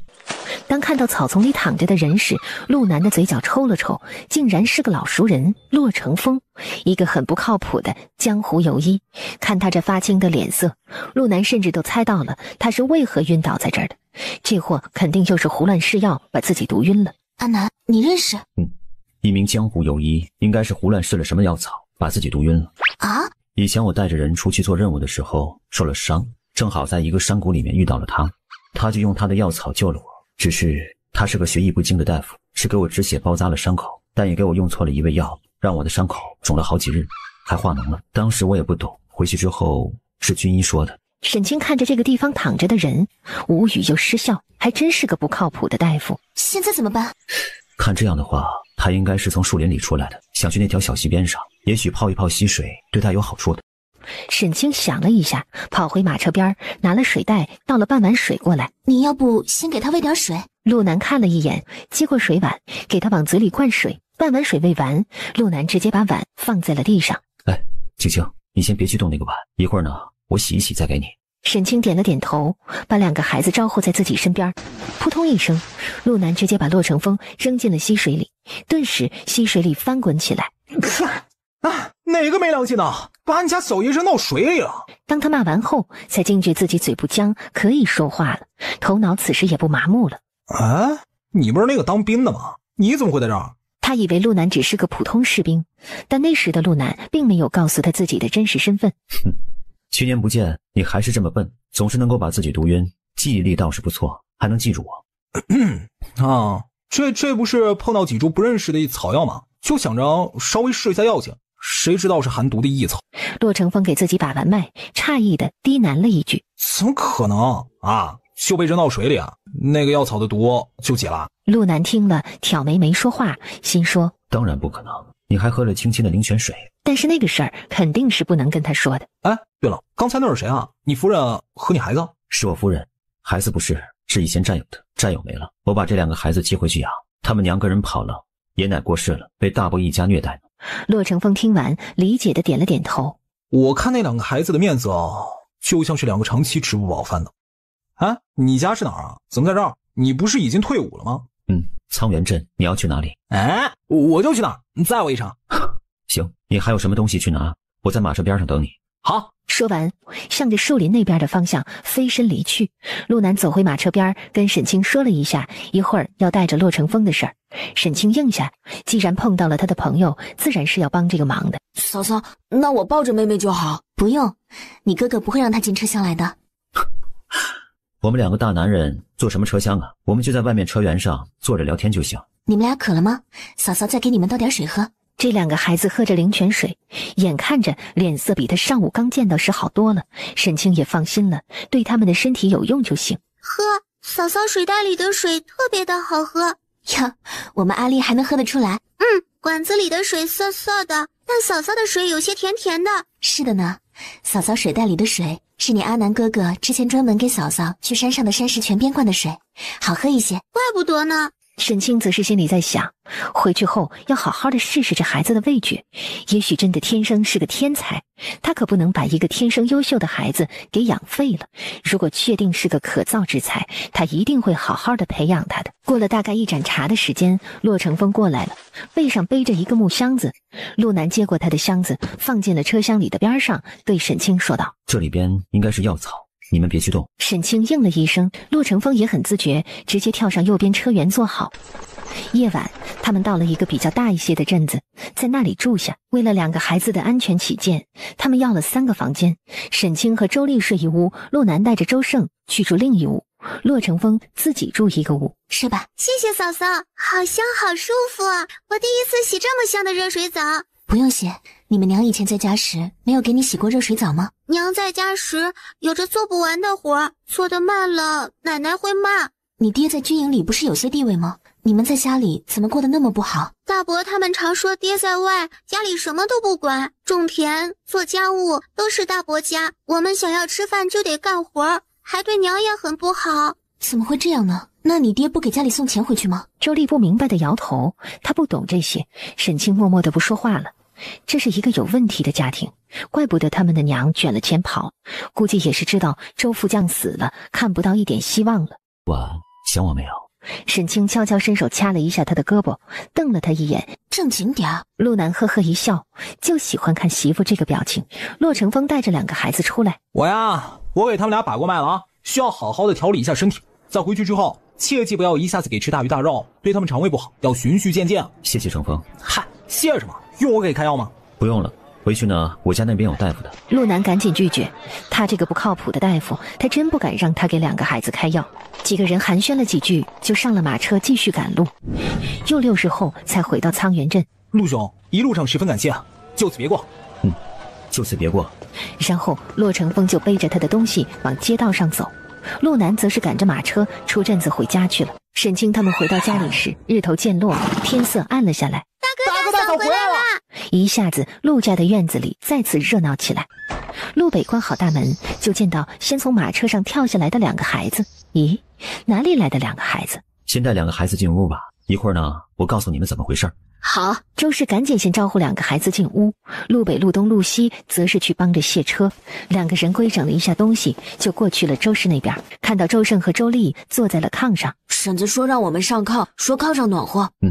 炕上暖和，你们先暖和一下。今天的天气呢，确实是挺冷的。这是我娘，以后呢，你们就喊姑姑吧。我娘也姓周，这样啊，我也好给你们俩安排新的身份。兄妹俩看了周氏一眼，赶紧喊了一声姑姑。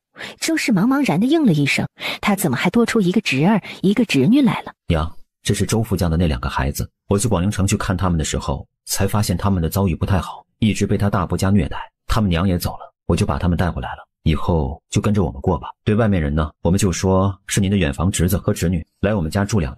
周胜、周丽是他们俩的名字，我觉得这名字也挺好，要不就别改名了。竟然是周副将的儿女。好，那你们都记住了，以后阿胜和阿丽就是你们的表弟和表妹，你们几个要对他们俩好一些。是，我是老二，陆北，你们以后喊我2哥就行。接着陆东、陆西也自我介绍，然后是陆湾。他自我介绍完，周胜和周丽明白了，原来他就是嫂嫂嘴里的弯弯。今晚我们吃素包子，熬的红薯稀粥。行呢，娘，够不够？够的够的，这几日啊，每顿饭都做得多，就是猜着你们应该是快回来了。这个家日子也是普通人家，如今咱家房子小，先凑合着住，等明年春天我们盖起新房，你们俩就会有自己的房间了。兄妹俩赶紧应下。阿南，那你带他们回来，他们家里都同意了？吃完饭呢，我把经过给娘说一下。这一晚，周胜跟着陆家3兄弟一起睡的东房的大炕，周丽跟着周氏母女俩一起睡的。周氏安排2个孩子睡下后，出去院子里，见到陆南在院子里站着。娘，你过来一下，我和青青有些事跟您说一下。3个人坐在桌边，沈清和陆南就把这次出去的所有事情都跟周氏说了一下。虽然周氏不长家，但他毕竟是长辈，他们俩凡事都要与他多商量。当周氏听完所有的事儿，脸上是一抹不敢置信。就那几株草药那么值钱？我也是有些没想到啊，觉得他们给的高了，因此那个李老爷子想让我帮着他继续留意特别的草药的时候，我才答应了的。这是应该的，这2个孩子确实可怜了一些，以后那就留在咱们家吧。等大一些，阿胜让学个本事，给娶个媳妇儿，成个家。周副将的香火也算是延续下来了。周丽的话，就让与弯弯每日作伴，先一起学认字吧。等1年半载，我看着教些什么，等大了给找个稳妥的人家，以后过个平安日子，也算是对得起当初周副将与你爹同生共死的情分了。既然接回来了，肯定是要好好养大，安排好未来生活的。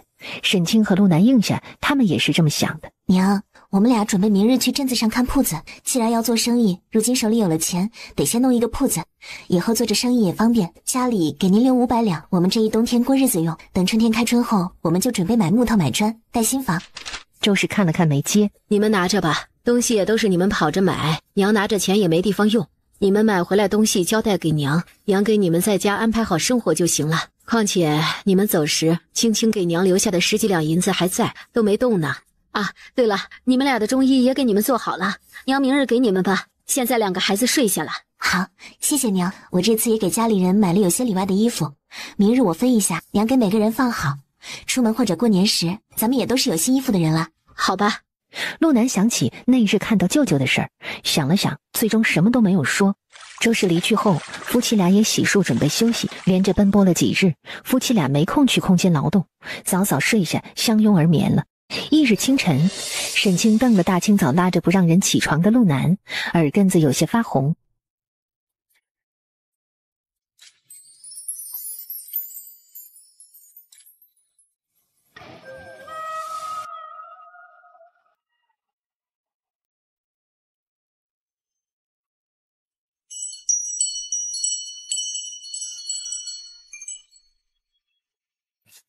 早饭后，夫妻俩赶着马车出了门。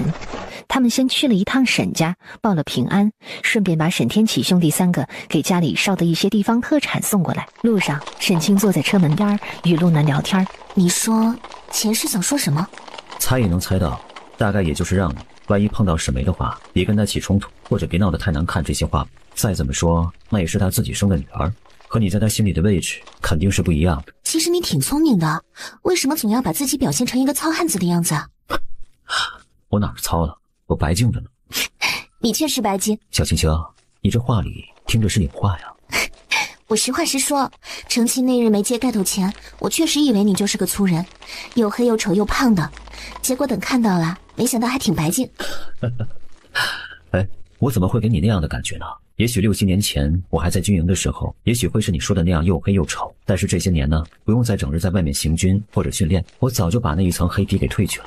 2个人就这样一路慢悠悠地往镇上走，一路聊着天。青青，我们去外祖家需要买些什么东西呢？不用，我空间里都已经准备好了，在广陵城给爷奶买的那些，我给外祖家也准备了一份。我说怎么都买了2个，原来是这样的。回来我自己分开包装了一下，刚才我给爷奶奶一箱子里都是各样一份，让他们都尝尝那边东西的味道。陆南点头懂了。他们的马到了卢府门口时，请问公子是哪家府上的？来我们府上是访问哪一位爷啊？陆南看了那侍卫一眼，淡淡一笑，没说话，过去打开车门，伸手扶着沈清下了马车。当侍卫看到沈清时，愣了一下，随即大喜。是表小姐回来了。杨叔，外祖和舅舅他们今日在府里吗？在的，在的。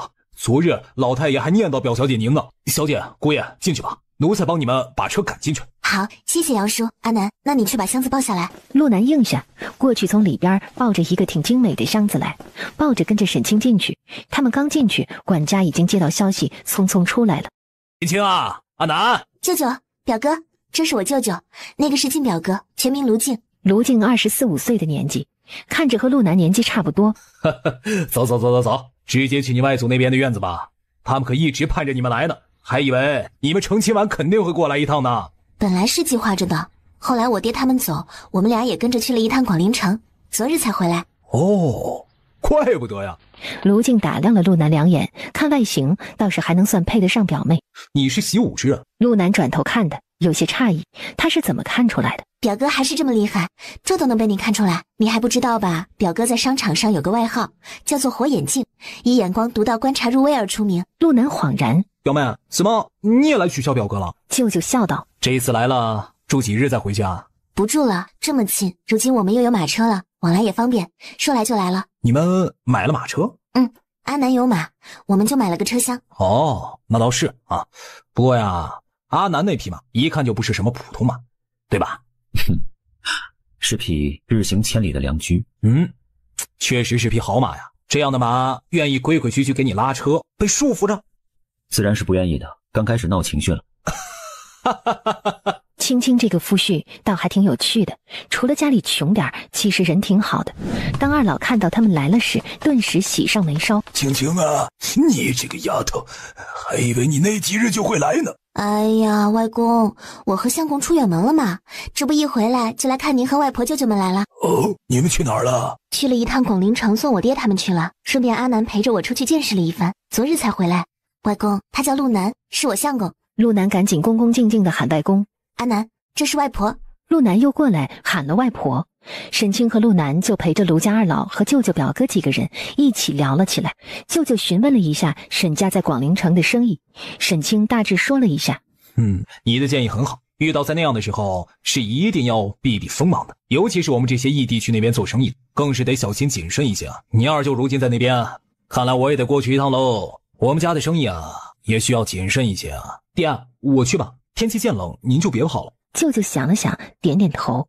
也好。表嫂不在家。他在广陵城，他弟弟快要成亲了，他带着孩子们呢，回去帮忙去了。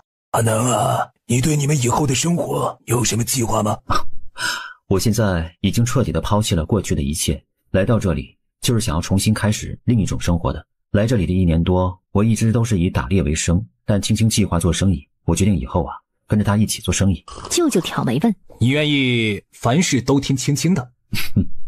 是的，不怕外公和舅舅笑话。我虽然空有一身武艺，但我能给全家人的生活最多就是饿不死，但要是想让家里过上好日子的话，我是做不到的。苍天有眼，我有幸娶到了青青，青青很聪明，也懂得如何做生意赚钱，能让全家人的日子好过起来。我肯定是要听青青的，而且不只是我这样想，我娘和我弟弟妹妹们也都是愿意听青青的安排。其实我娘在我们成亲的第2日就把我们家的掌家之权都交给青青了，她只在家里帮我们做饭收拾家里，而青青也仅用了几日的时间让我们有了很好的收入，这是我们以前想都不敢想的。什么？你娘把掌家之权都交给了青青？这个掌家之人一般都是当婆婆的，哪有婆婆会愿意交给儿媳的？没想到阿南这娘真是个通透的。只有表哥卢静的关注点和3位长辈不一样。哎，表妹，你是怎么在几日之内赚到这么多银子的？哎，表妹，你是怎么在几日之内赚到这么多银子的？沈清笑笑，就把他们去广陵城卖草药的事儿说了一下。你们俩这还真是互相成就啊！还别说，阿南啊，你也许是真的磨难受尽了，遇到青青啊，还是享福了。那山上你去打了多少次猎都没有注意到，没想到这样一下子真的运气就来了啊！是，我也很奇怪，以前呢，我去过那个山崖很多次，就真的没有注意到那半山腰的药草。所以说，青青就是我的福星，以后我凡事都听她的，她说做什么我就做什么。你倒是乖。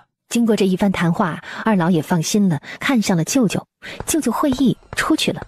过了一会儿，舅舅回来，怀里抱着一个木盒子，递给了沈清。打开看看。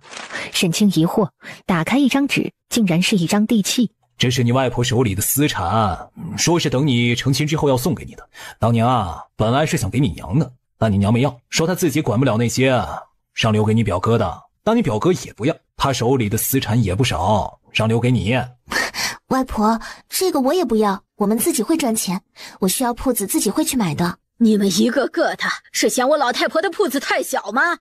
不是的，外婆，其实我理解我娘和表哥的想法，这是您的东西，您留着收租啊。我们还年轻，我们想要什么可以凭着脑子去赚的。拿着吧，这当初本来是要给你娘的，你表哥说要留给你，是应该的。沈清沉默了一会儿，抬头看向陆南。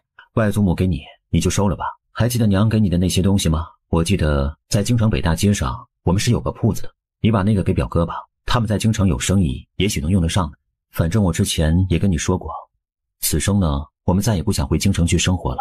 那个铺子我们留着也是没用的。这可以吗？可以啊，以前我们没吃的时候，娘就叫我回去把那间铺子给卖了。但我不想回去京城折腾，就没回去。我是宁愿在山里打猎，也不愿意回去面对那些人的。沈清点点头，不再犹豫，从空间里找出了那张地契，递向了陆南。就是这间了。外公外婆，舅舅，既然阿南这样说了，那我就收下了。正好我这里京城的那铺子我们也用不上，就给表哥吧。啊，这不行，表妹，爷奶给你的东西啊，那本来就是想给姑姑的。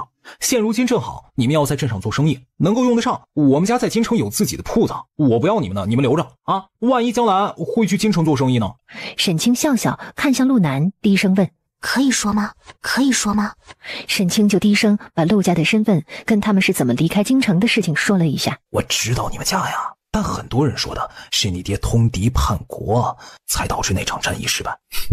舅舅觉得就冲着那位的残暴性子，如果我爹是真的通敌叛国，我们娘几个还能活着吗？那些只是坊间流言，试图想让我爹背上所有那场战争失败的罪责罢了。但是那位他是绝对不敢下旨这么给我爹定罪的，因为朝里很多人都是明白真相的，他也能很明白，不然他不会砍了他的一个小舅子。这就能说得通了。舅舅，你们在那边做生意的话，也是要小心一些的，尽量别跟那些权贵有了牵扯。这个我晓得。我们家也就是钱庄和酒坊，这些还入不了那些权贵的眼呢。我爹那边发生的战争其实是一场小的战役，我原本以为我爹应该是十拿九稳的，但不曾想那一次是内部出了内奸，本就是他们约好除去我爹的一个计谋，我也是被他们特意调走的。别想了，都过去了。放心，没事了。一番话之后，二老做主，又给沈清他们的小箱子里加了一处镇上的院子。卢静也收下了表妹给的那张地契。二老准备去午休，沈清和陆南也趁机告辞了卢家人，和陆南去了街上，按着地契的地址去看过2个铺子。看完后，青青，这里铺子大，我们卖酸辣粉是不是有些浪费了？两边的铺子都租着，先让他们租着吧。我们2年底再过来一趟。我们还是去化济那条街上看看，我还是想在那边开铺子。陆南点头应了一声。走出这条街时，陆南突然说道：青青，那里有个牙行，要不要去问问？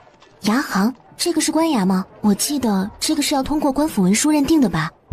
我们先去看看。但凡敢挂上牙行牌子的，应该都是得到官府允许，或者里边有人的。人口买卖和房屋买卖时是需要去官府盖大印的。那我们先去问问。公子和夫人有事？掌柜的，我们想问一问，这条街上有要出租的铺子吗？有，租的没有，有家要卖的，化济旁边那家胭脂铺。多少银子？卖是卖个600两。那家人在广陵城的生意出事了，这边的铺子要卖，1文不少，还要一次性的全部都付清。他们呢，要用钱走动啊。我们还没有注意到那家铺子，我们能先去看看再决定吗？如果铺子的大小和位置我觉得合适，我今日可以直接买。掌柜的听沈清也出声说话，饶有兴趣的打量他们俩一眼。你们俩谁做主啊？当然是我夫人。你们买卖铺子有官府的文书大印吗？这个呀，自然是有的。看来夫人也是懂做生意的呀。啊，这个是自然。哎，罢了，是我说错话了。走吧，带你们去看看去。那个铺子虽然贵是贵了点儿，倒是不小，而且后面还有个后院。你们买下就是不卖胭脂，卖些吃食也是很不错的啊。他们跟着牙行的掌柜去看了那个胭脂铺，沈清很喜欢，小院子还不小，也很干净。从胭脂铺出来，掌柜的看沈清一路上还在观看别的铺子，心里没底。怎么样，公子夫人，对这铺子还满意不？这家铺子要不是他们广陵城的铺子出了事，这边也不会这么个价钱卖的。我记得当初他们从我手里买的时候是花了800两。他们在广陵城出了什么事？哟，这个在下就不清楚。掌柜的，这一家不会正好与前几日广陵城出事的那家胭脂铺是一个东家吧？掌柜的脸色一变，他们怎么会知道广陵城那边的事情呀？这个在下还真不太清楚。哎，我也看得出来，你们两个那是真有这个能力买这个铺子。说实话，600两这个价钱真不高，就算是他家别处铺子出事了，也破坏不了这个铺子的风水。你可听过一句话，要想做好生意，就要先做好人。你可知道广陵城的那家铺子是发生何事的吗？很不巧的，我们俩那日刚好在广陵城游逛，就恰好遇到了郡君大人当街处理他家的事情。哎，那你们的意思呢？除了价钱，其他的我都愿意尽量满足你们。他家儿子被弄去了大牢里，他家想要用钱走动啊。我猜得出来，掌柜的也是想赚到这笔抽头的吧？那您再帮我们跑个腿儿，600两，我们可以不讨价还价，但是铺子里的那些东西他们都得留下。一会儿我们签了契约，他们拿钱走人，东西给我们留下。连铺子里的那些胭脂都要留下？要的就是那些胭脂水粉清淡。掌柜的要去问问吗？这不太可能吧？那些东西少说也值个180两吧。您可以去问问，我们俩就在您铺子门口等着您。如果可以的话，我们就签约。赵掌柜思索了一下，点点头，他亲自去问了。等赵掌柜的出去后，陆南低声问沈清：青青，你怎么想着要那些胭脂的？对方会同意吗？会同意的。我刚才在门口听到2个人聊天，东家让掌柜的把那些东西扔了吧，但是掌柜的不舍得，还打算卖一卖，说反正还没人买走铺子。陆南听完恍然大悟，等以后你会知道的。陆南看到他这故作神秘的样子，闷笑。他确实很好奇，莫非青青还要开个胭脂铺子不？很快，赵掌柜的回来了，身后还跟着一个50多岁的掌柜，看了沈清一眼，点头。可以，罗掌柜的说啊，您这边办完手续，把钱当着我的面交给他，他们就可以收拾东西走人，货全部都留给你们。好，那你与我夫君写协议吧，写好后是需要去官府办理新的地契吧？是，这个你放心啊，我会给你们办妥的。不过办手续的时候有2两银子的手续费，这个得你们出。可以。1个时辰后，手续办好，新的地契到手，他们也买了新的锁，把胭脂铺从里至外重新锁了一遍。之后2个人赶着马车回村里去了。沈清和陆南回到家里后，说了一下今日的事儿。娘，如今铺子买下了，我们也要开始忙了。好，我们所有人听青青的安排，你让我们做什么，我们便做什么。嫂嫂，我们也能帮忙。明日我们要开始准备材料了，要做酸辣粉，最重要的就是粉。如今我们常用的就是红薯，所以我们要做红薯粉。虽然有卖现成的，但是很贵。如果用买来的粉做再来卖，那价格就太高了，肯定会影响我们的生意。所以我决定自己做红薯粉。今日我回来时和阿南去菜市口买了一筐子红薯，是5文钱1斤。但是我觉得，如果我们直接去村子里收的话，应该用不了这么贵。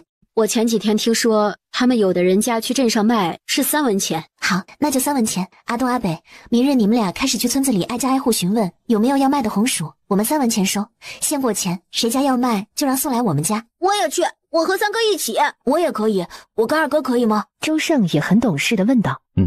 可以，那就你们两个一起，你们只要把话给每一家送到就行了，他们来不来卖你们别管，记住了吗？4个人点头应下。阿南，我晚上给你画个图，你按照我画的图来做压粉条机，比现在人们用的要省力气一些，做上2个，以防一个坏了用另一个。好。嫂嫂，我们俩可以做什么？陆湾和周丽2个也眼巴巴地问道。你们俩跟着娘做衣服时，你们跟着学做女工，娘帮着我做粉条时，你们俩也帮着我剥花生米，以后还可以帮着晒红薯粉，好不好？2个人听到他们也有事情做，开心极了。青青，那我们自己晒红薯粉卖不卖？能不能赶得上你那边铺子开张啊？能的娘，我打算10日后开张，这几日先收拾一下铺子里，准备一些东西。好，那就行。第2日，陆北兄弟3个带着周胜4个人出去村子里，挨家挨户的去说了。你家不是穷的要啥没啥吗？哪来的钱收红薯啊？难道你大嫂愿意拿自己的嫁妆出来贴补你们？收红薯是我大嫂让我出来说的，反正我每一家都会通知，你们要是信的就送过去，钱自然会付给你们，不信的可以自己留着慢慢吃。说完，陆北留下一个高冷的背影就走了。正好他们一路上走过去，还去了罗大夫家。罗大夫正好不在，出诊去了。罗大夫的小女儿在帮着他收拾药堂内，见到陆北他一愣，随即脸色微红了一下，眼神乱飘。陆二哥，你找我爹，是你家谁病了吗？不是，你是罗大夫的小女儿罗梅吧？是，我是罗梅。陆二哥还记得我？你爹说过你的名字，我记得你家姐妹4个是按照春兰、夏竹、秋菊、冬梅这样的顺序来排的。是这样的。我大嫂让我出来跟每家每户说一下，从今天开始我们家收红薯3文钱1斤，你回去问一问你爹或者你哥哥嫂嫂们，你家要不要卖红薯？如果要卖的话就送去我家，是现钱结账的。说完，陆北冲他点点头，带着周胜走了。二哥，我发现那个姑娘喜欢你。陆北被他这天外飞仙的一句话吓得一个趔趄。臭小子，你别乱说，你这样说是会毁人家姑娘的名节的。周胜咧嘴嘿嘿笑了一下。我看过几日我们就找人先去买砖，准备木头沙子这些吧，等开春了我们就先把西边这边盖起来，等房子干了我们搬进来，也好拆了盖东边这2片。行，等给你准备好需要的东西之后，我们就出去找人买砖拉沙子那些东西去。我们直接盖砖瓦房，一次到位，住个几10年也没关系，顶上做成脊梁顶，直接上瓦，下雨不用担心漏雨。好。我们钱够吗？不够的话我再去找一些草药给李老爷子送去。够用，先不用去，等我们再找到好的药草你再送去。李家那日给我们的价钱确实算高的，既然他们求的是稀罕药草，我们也尽一份力，也算是对得起他们对我们的帮助。好，我听夫人的。到晚上时，沈清算了一下，一共收了3000多斤。计算完，沈清心里有数了，躺在炕上叹息。红薯有了，接下来就是我们一家人忙着磨粉、洗粉、晒粉的事情了。陆南端着一杯热茶过来给他。青青，起来喝杯热茶吧，接下来的事情我们也会做，大家一起动手的。不过你还是得抽时间把压粉条机做出来，我也得把我们铺子怎么收拾画出来，最晚后日我们就要去找木工去装饰一番铺子里了。找什么木工啊，我来吧，怎么做你安排就好。凳子那些需要买现成的吧？那些我们去家具铺买现成的，那我们2日后去镇上开始收拾铺子里。好。忙碌了一天，他们一家人总算是可以休息了。在陆家收红薯的几日后，陆南亲自来找李正来了。陆南啊，有事儿？李正看了一眼陆南放在桌上的东西，客气地问道：这是我们在广陵城买的茶叶，给叔尝尝。你客气了。谢谢啊，有什么需要我帮忙的尽管开口，我和你岳父是从小玩到大的朋友，有事儿不会不管你们的。上次我买下的那2块地呢，我们准备开春盖房，我想着吧，正好这冬天村民们也不忙了，看看谁家有牛车愿意帮我去山里拉土、沙子和石头的，能麻烦李正叔给召集一下吗？每天呢，先给结钱，送去一车结一车。但是平时村民们帮人拉的那些东西是什么价钱，我也不知道，所以还是想要询问一下李正叔的。陆南说话客客气气的，是沈清教的。他来时，沈清还让他给李正家带了一罐茶叶。哎，这你就问对人了，这个忙叔还真的能够帮得了你们。我弟弟就是给人承包盖房子的监工，你要是没找到盖房子的人，可以用他们，他会帮你安排人拉这些东西的。可以啊，这样一来的话，我们也省心了。要不您帮我约一下吧？他现在应该在家呢，他手上也有人手，都是村子里那些年轻的村民们，免得你们自己东一头西一头的找人去嘛。李正试探着问道。哎，我说陆公子，你们收了这么多红薯，能吃完吗？这是如今村民都很好奇的事啊。并不是我们自己吃的，哪能吃得完那么多呀？我们收红薯是准备压粉条。青青说了，没什么不能说的。他们如果直接来问的话，告诉他们也没关系。哦，你们准备卖粉条？青青的外祖家给青青陪嫁了2个铺子，青青说准备自己做点生意。想来想去吧，我们也没个什么会做的，就决定卖粉条了。这卢家确实是够意思啊，你小子还挺有福气。青青是个好姑娘，只可惜被第一桩亲事耽误了，也正好便宜了你小子呀。哈，我也是这么觉得的。当初来村子里的时候，我也没想到我会在这里找到媳妇儿，是我祖上烧高香了，让我遇到青青这样好的姑娘。不错不错，你能知福就好。以后有沈家和卢家帮衬着你们家，你们的日子只会越过越好。这不，过起年了就要盖新房了。陆南点头应了一声。对了，陆公子，你们全家人的户籍现在在哪儿呢？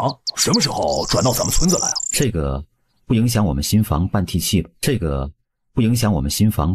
吧？应该是不影响。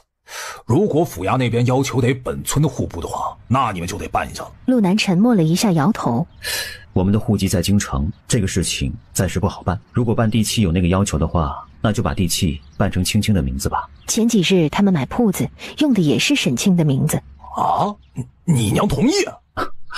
我们家我当家的，成，能办成你的就办你的，办不成就办沈清的。事情谈妥，陆南再次谢过李正，就先告辞回家去给沈清说这个事儿去了。沈清点头，这样倒是省了我们的事儿了。翌日清晨，李正的弟弟杨三水带着人来量地方计划东西了。他给算了一下，说：按照现在民间盖房的规制来算，你们家这21米的地方可以盖上2处大院子。如果你们想要3处院子的话也行，盖3间的话房子会小一些，或者盖成2间正房也行，院子会有点小。如果你们想几处院子相连的话，院墙跟院墙之间也可以留一个月亮门。陆家有兄弟4个，他是知道的。而且你这个地方东西比较长，南北呢也不算深，也盖不了什么前后院，但是南边可以盖上几间倒座南房，能当凉房，放一些东西。可以，2处院就2处，3间大正房，但是房子建得漂亮一些，用规制内最好的东西，瓦也是用最好的瓦，保证以后住着不漏雨。而且正房屋里都要盘地笼、盘火炕。杨三水点头说可以。沈清给杨三水看了一下自己的设计图，杨三水一开始没看懂，待沈清给他说了一遍后，杨三水恍然大悟。你这图怎么画的？能教教我吗？啊，这样看好像比我平时画的图要好看一些，也好认一些。沈清笑笑，也没藏私，教了他怎么画平面设计图。学会画平面图的杨三水说明日开始给他们往回拉东西后，就乐滋滋的走了。到初8那日，铺子里也全部都收拾好了。2个人坐着休息时，陆南问道：青青，门头的匾额什么时候送来啊？你和表哥取的什么名字啊？陆记风味小吃。诶，怎么是以我的姓取的？不是应该用你的吗？沈记吗？哦，沈家也做生意，用沈这个姓氏不合适。好吧，陆记就陆记吧。原本我想取南京风味小吃，又觉得好像有些不大气，觉得还是陆记这个带姓氏的大气一些。表哥也说南京不如叫陆记大气一些，我们就定陆记了。这个用你的姓没关系吧？没关系的，我本来也是打算跟着你学做生意的，以后我陆南也是商人。你放心，我一定会把你养成一代名商的。我发现你对做生意其实挺有天赋的。真的吗？我可以。放心，你绝对可以。青青，你冷不冷？要不我去把这个炉子放上火？不用，我们等一会儿就要回去了，东西我也准备的差不多了，盘碗盆那些也都买好了，现在就差挂牌营业了。哦，对了，炭可能过几日还要去买一车回来，这铺子里的这炉子烧起来会比较费炭一些。好，放心吧，等开业以后呢，我就去找卖炭的。又过了1刻钟，做匾额的人家给送过来做好的匾额。沈清看没有任何问题后，说了谢谢。对方的店小二离去，黑色的匾额上金色的几个字潇洒飞扬。陆南一愣，诶，这不是我的字迹吗？还记得我让你帮我抄的那几首诗吗？陆南恍然大悟，对，那几首诗里正好也有这几个字。他又看了一会儿匾额，突然说道：青青，其实我还可以写的比这还好看的，你应该跟我直说的，我再好好用心写一写。沈清似笑非笑地看着他。这么说，陆公子给我写那几首诗时，其实并没有用心吗？那不是，绝对不是的。我给夫人写诗时，当然是最用心的了。那就行了，我觉得这几个字挺好。你这样一说呀，我也觉得是越看越好看。好啦，放好吧，等后日我们来了就可以挂牌了。阿南，把前后门锁好，我们可以回家了。青青，好像是要下雪了，天阴起来了。没关系，下雪我们也照常开业，宣传已经做了，不能不开，营业额是多少算多少吧。如果开张日一推再推，后面的生意也不会有顺遂的。天气变化这种事情是咱们没有办法掌控的，我们只做好我们应该做的。好。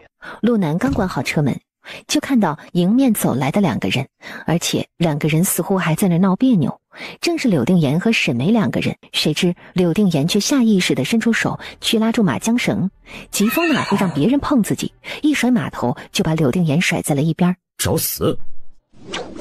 他一甩马鞭，鞭梢飞过去，直接就抽在了柳定言想伸手探向马车车厢的手上。这时陆南也发现了柳定言喝酒了，似乎有些醉意。此时是下午申时正，半迟不早了，喝什么酒？一看就不是正经货色。好的，青青，这就是男人的待客之道。如果脑袋不想要了，就继续往前走。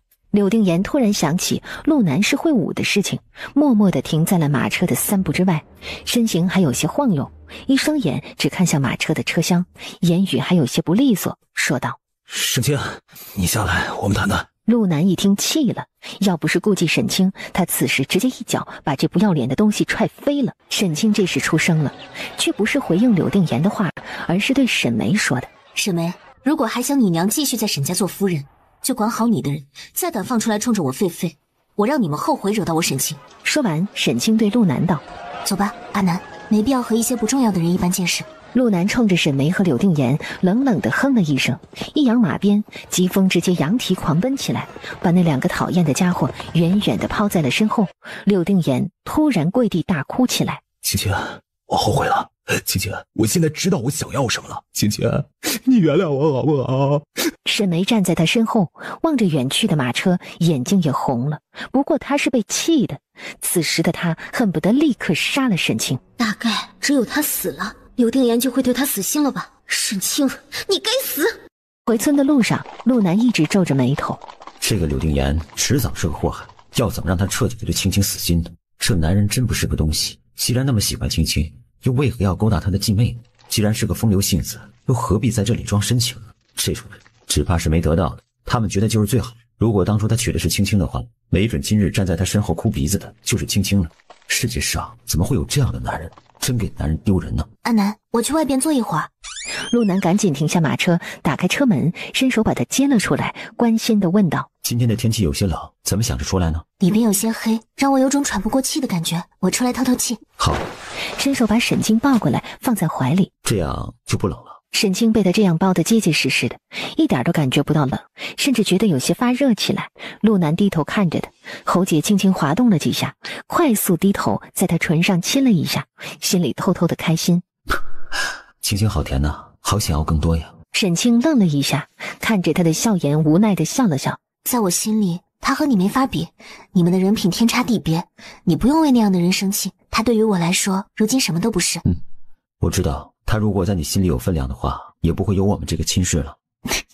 会吃醋吗？会的，想狠狠的揍那个狗东西一顿。狗东西形容的挺好，确实是挺狗的一个人。如果被他知道我们的铺子在那里的话，会不会去铺子里闹呢？肯定会。明日我们过来时，我去找一趟表哥吧。这个事情还得卢家出面。当年的事情柳家和卢家都知道，但镇上的人都不知道。如果柳家再不管好柳定言，那我一定会叫他身败名裂。这辈子他想考功名，做梦吧。以前没把那件事弄到人尽皆知，是因为我给柳家脸面，毕竟柳家夫人是我娘当年在闺中唯一的好友。如果他们不要脸面了，我又何必给他们这个脸面？好，我陆南长这么大，除了我爹，还没有怕过谁。他们胆敢来闹事的话，那就要做好挨打的准备了。总觉得有些对不住你，让你白白跟着我生这种闷气。真的觉得有些对不住我吗？沈清正要回答突然一个机灵看向他的双眸，就看到他眼眸里的星星点点。陆南，你心里在想什么？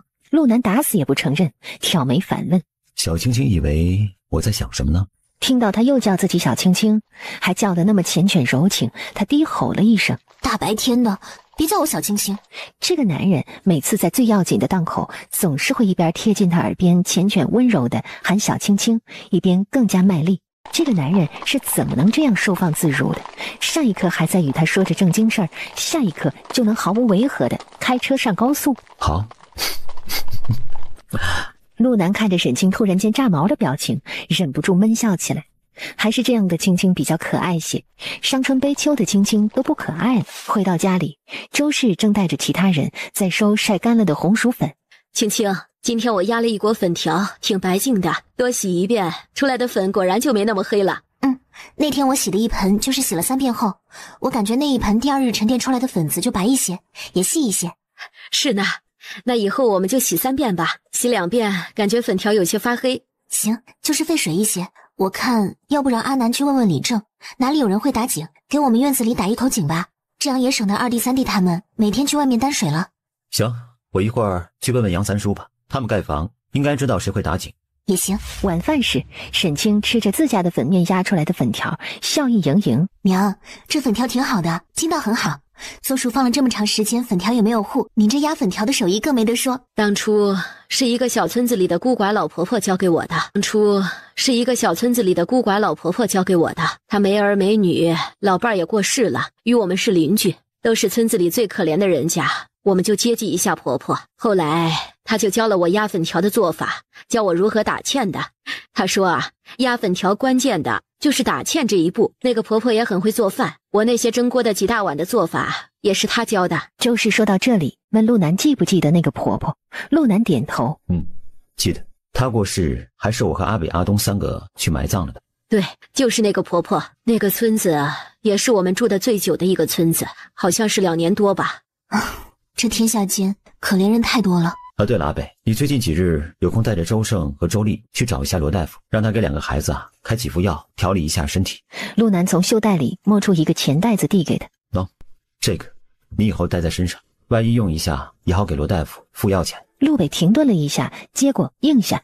陆南知道他在迟疑什么，笑着说道：放心吧，是我刚才出门时是你大嫂给我，让我给你的。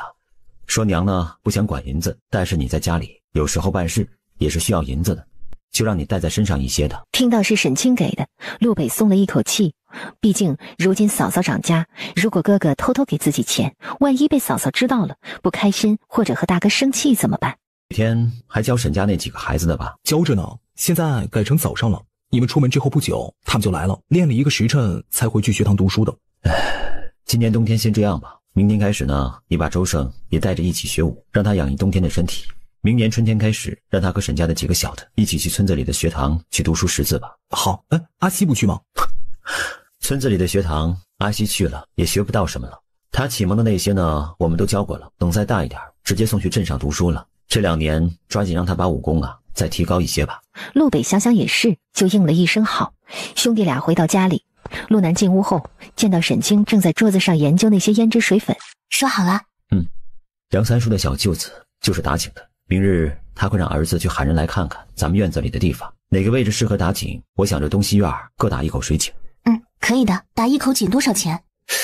说是一般给人们打1口井是20两，我们这一次打2口井，他说帮咱们问看看能不能少一些钱的，毕竟是少了一回折腾嘛。沈清点头应下，冲着桌子上一挥手，把东西都收到了空间里的桌子上。他们俩也直接跟着进去了。这些你准备怎么做呢？做开业礼品，我让你帮我做的货架做好了吧？做好了，晚上再打磨一下就可以了。这段时间事比较多，他们都比较累，他不敢每日闹腾沈清，也怕他身体吃不消，就改成了5日一次。这几日他可是都盼着今日大发神威呢。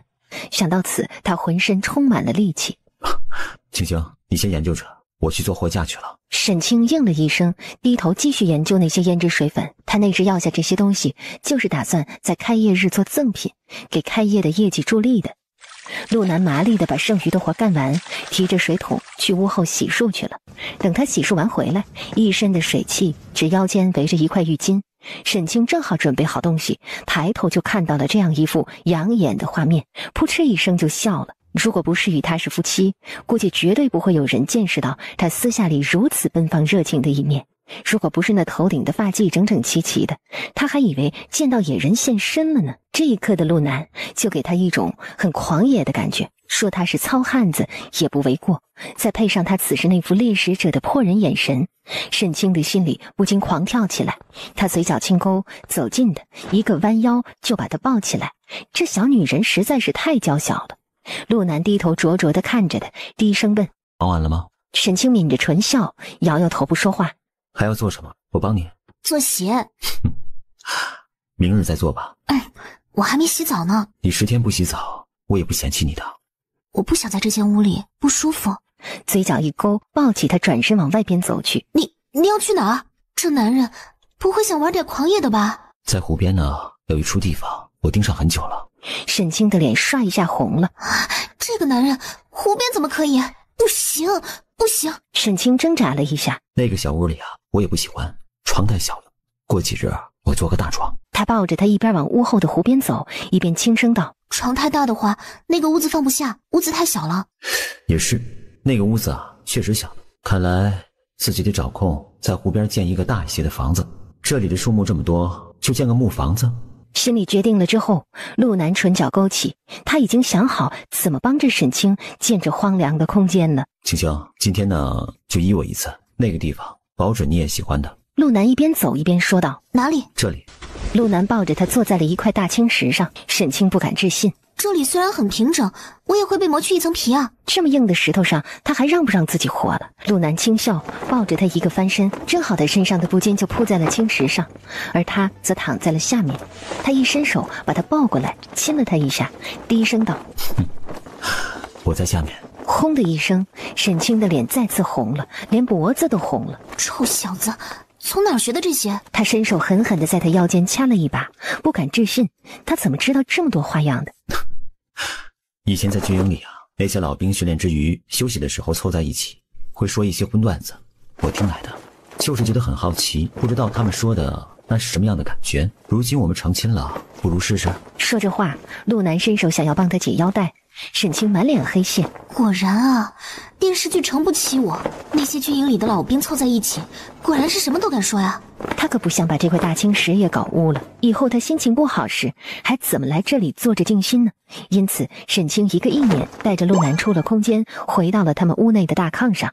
陆南躺倒在一边闷笑，这丫头还是这么害羞，成亲做夫妻都快1个月了，她在这个事儿上还是很羞涩的。我去洗漱一下。说完，沈清一个意念又进了空间的屋内洗漱去了。只是洗漱完，他看着细裤上的一点红，兀额来月事了。偏偏这是5日之期，那家伙又该郁闷了。洗漱完，绑好月事带，穿好衣服，他出了空间，一脸抱歉地看着陆南。陆南看到他出来时，这穿戴整齐的样子，一顿。怎么了？还以为能看到青青出浴图呢。有点不巧，来月事了。陆南一呆。不会吧，青青，真的假的？真的，因为成亲前几日我才来了月事，我估摸着就该是这几日了。只是以前每次来月事前都会肚子疼，但这几日没疼，我以为还得几日呢，没想到今日突然来了。陆南叹息了一声，伸手把他揽在了怀里。那算了，睡吧，你的身体最要紧，没有肚子疼是好事儿还是不好啊？要不要明日让罗大夫看看？肚子不疼应该是好事儿，不用看了吧？好，睡吧，我24年都忍了，这几日没什么的，晚安，小青青。黑暗中，沈清看着他闭上的眼，也默默地闭上了眼。翌日清晨，陆南和沈清带着一些店里用的红薯粉和昨天压好晾干的粉条，早早离开了家，往镇上去了。我们去了镇上，先去一趟外祖家，我把昨日的事情给舅舅和表哥说一下，让他们心里有个准备，万一柳家还来找我们麻烦，我就会不管不顾的撕破脸了。如今他也得顾着陆家的脸面和陆南的尊严，他是个好男人，不能让他被人戳脊梁骨，嘲笑捡了别人不要的女人。当年做错事的是沈梅、柳定言他们，而不是自己。他们到了卢府，沈清就把昨日在街上碰到柳定言和沈梅的事儿说了一下。卢家人不敢置信，表哥先怒了：哎，我说柳家这个老三是不是有病啊？当初是他不要青青的，现如今又是什么意思啊？哼，这孩子怎么说话呢？对不起啊。陆南笑笑：当初的事情青青都告诉我了，我知道外婆不用担心的。况且我们回门那日，这柳家公子就带着沈梅回去闹了一场。怎么回事？沈清叹息了一声，仔细地把那日的事情说了一下。柳家欺人太甚，青青放心，舅舅这就去找刘老爷臭骂一顿去。不可！卢老爷子一声大喝，喊住了舅舅。先看看青青什么意思。如果是她们姐妹之间的事情啊，那就是女人们之间的事，你一出去那像什么话呀？舅母也赶紧点头。对，爹说的对，我们先看看青青的意思。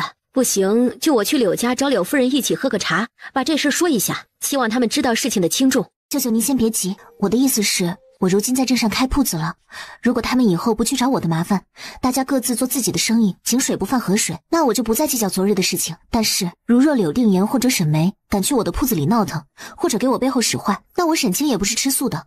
当年的事情我们一直忍着没宣扬，是给柳夫人面子，以全了她和我娘当年的好友之情。但是若他们再不仁，我也就不义了，黑锅总不能一直让我背。如今我也是有家室的人，我也有夫君，如果别人一直在背后对我指指点点，下的是我夫君的面子，别人也会顺便连他一起骂我，绝对不会让那样的事情发生。好，舅舅知道你的意思了，这件事确实是他们柳家不地道啊。你放心吧，就照你舅母说的，让他与柳家夫人约个茶，把你的意思传达一下。这样以后若是再有什么事，我们撕破脸也把当年的事情抖出来给你证明，他们也怪不到你头上。是，那就麻烦舅母了。青青跟舅母还客气啊，你放心吧，舅母会把你的意思明明白白的告诉柳夫人的。好。陆南一直默默地看着沈清，心里却想着怎么能逮着机会收拾一顿这个姓柳的。娘，要不我也找柳家老二喝杯茶去啊？娘，要不我也找柳家老二喝杯茶去啊？也好，顺便去叮嘱一下，但不要告诉他们青青的铺子在哪儿。好啊。舅母和卢静应下，沈清和陆南再次说了谢谢。沈清说要去铺子里收拾了，说今日是试吃时间，他叫了凤馨儿，还嘱咐表哥记得按时去。卢静点头应下。沈清和陆南赶着马车回了铺子里。咱们换上工服，就要正式开始忙了，估计馨儿他们也快来了。沈清把他准备好的礼品盒子拿出来，放上去后，又把他昨天做好的立牌放到了礼品边上。他把这些布置好，闻到了红糖的甜腻香味。你去买红糖了？冲了一杯，一会儿啊，你趁热喝，有需要蘸凉水的地方就喊我来做。好。沈清看了他一眼，低头喝红糖水，很甜，很热，也很暖。青青，这万一明日开张没有人来吃的话怎么办呢？陆南对做生意没有什么自信，总觉得心里没底。别怕，怕就做不成生意了。我们的东西都是现做的，有顾客点了才做，没人点东西不是还在吗？不用担心会浪费东西。再说了，万事开头难，哪有总是一帆风顺的事情？况且房子是我们自己的，我们也没有雇伙计，即便是一天没顾客，我们也赔不了多少。而且这也算是我们的不动产投资，将来还可以租出去赚钱，对吧？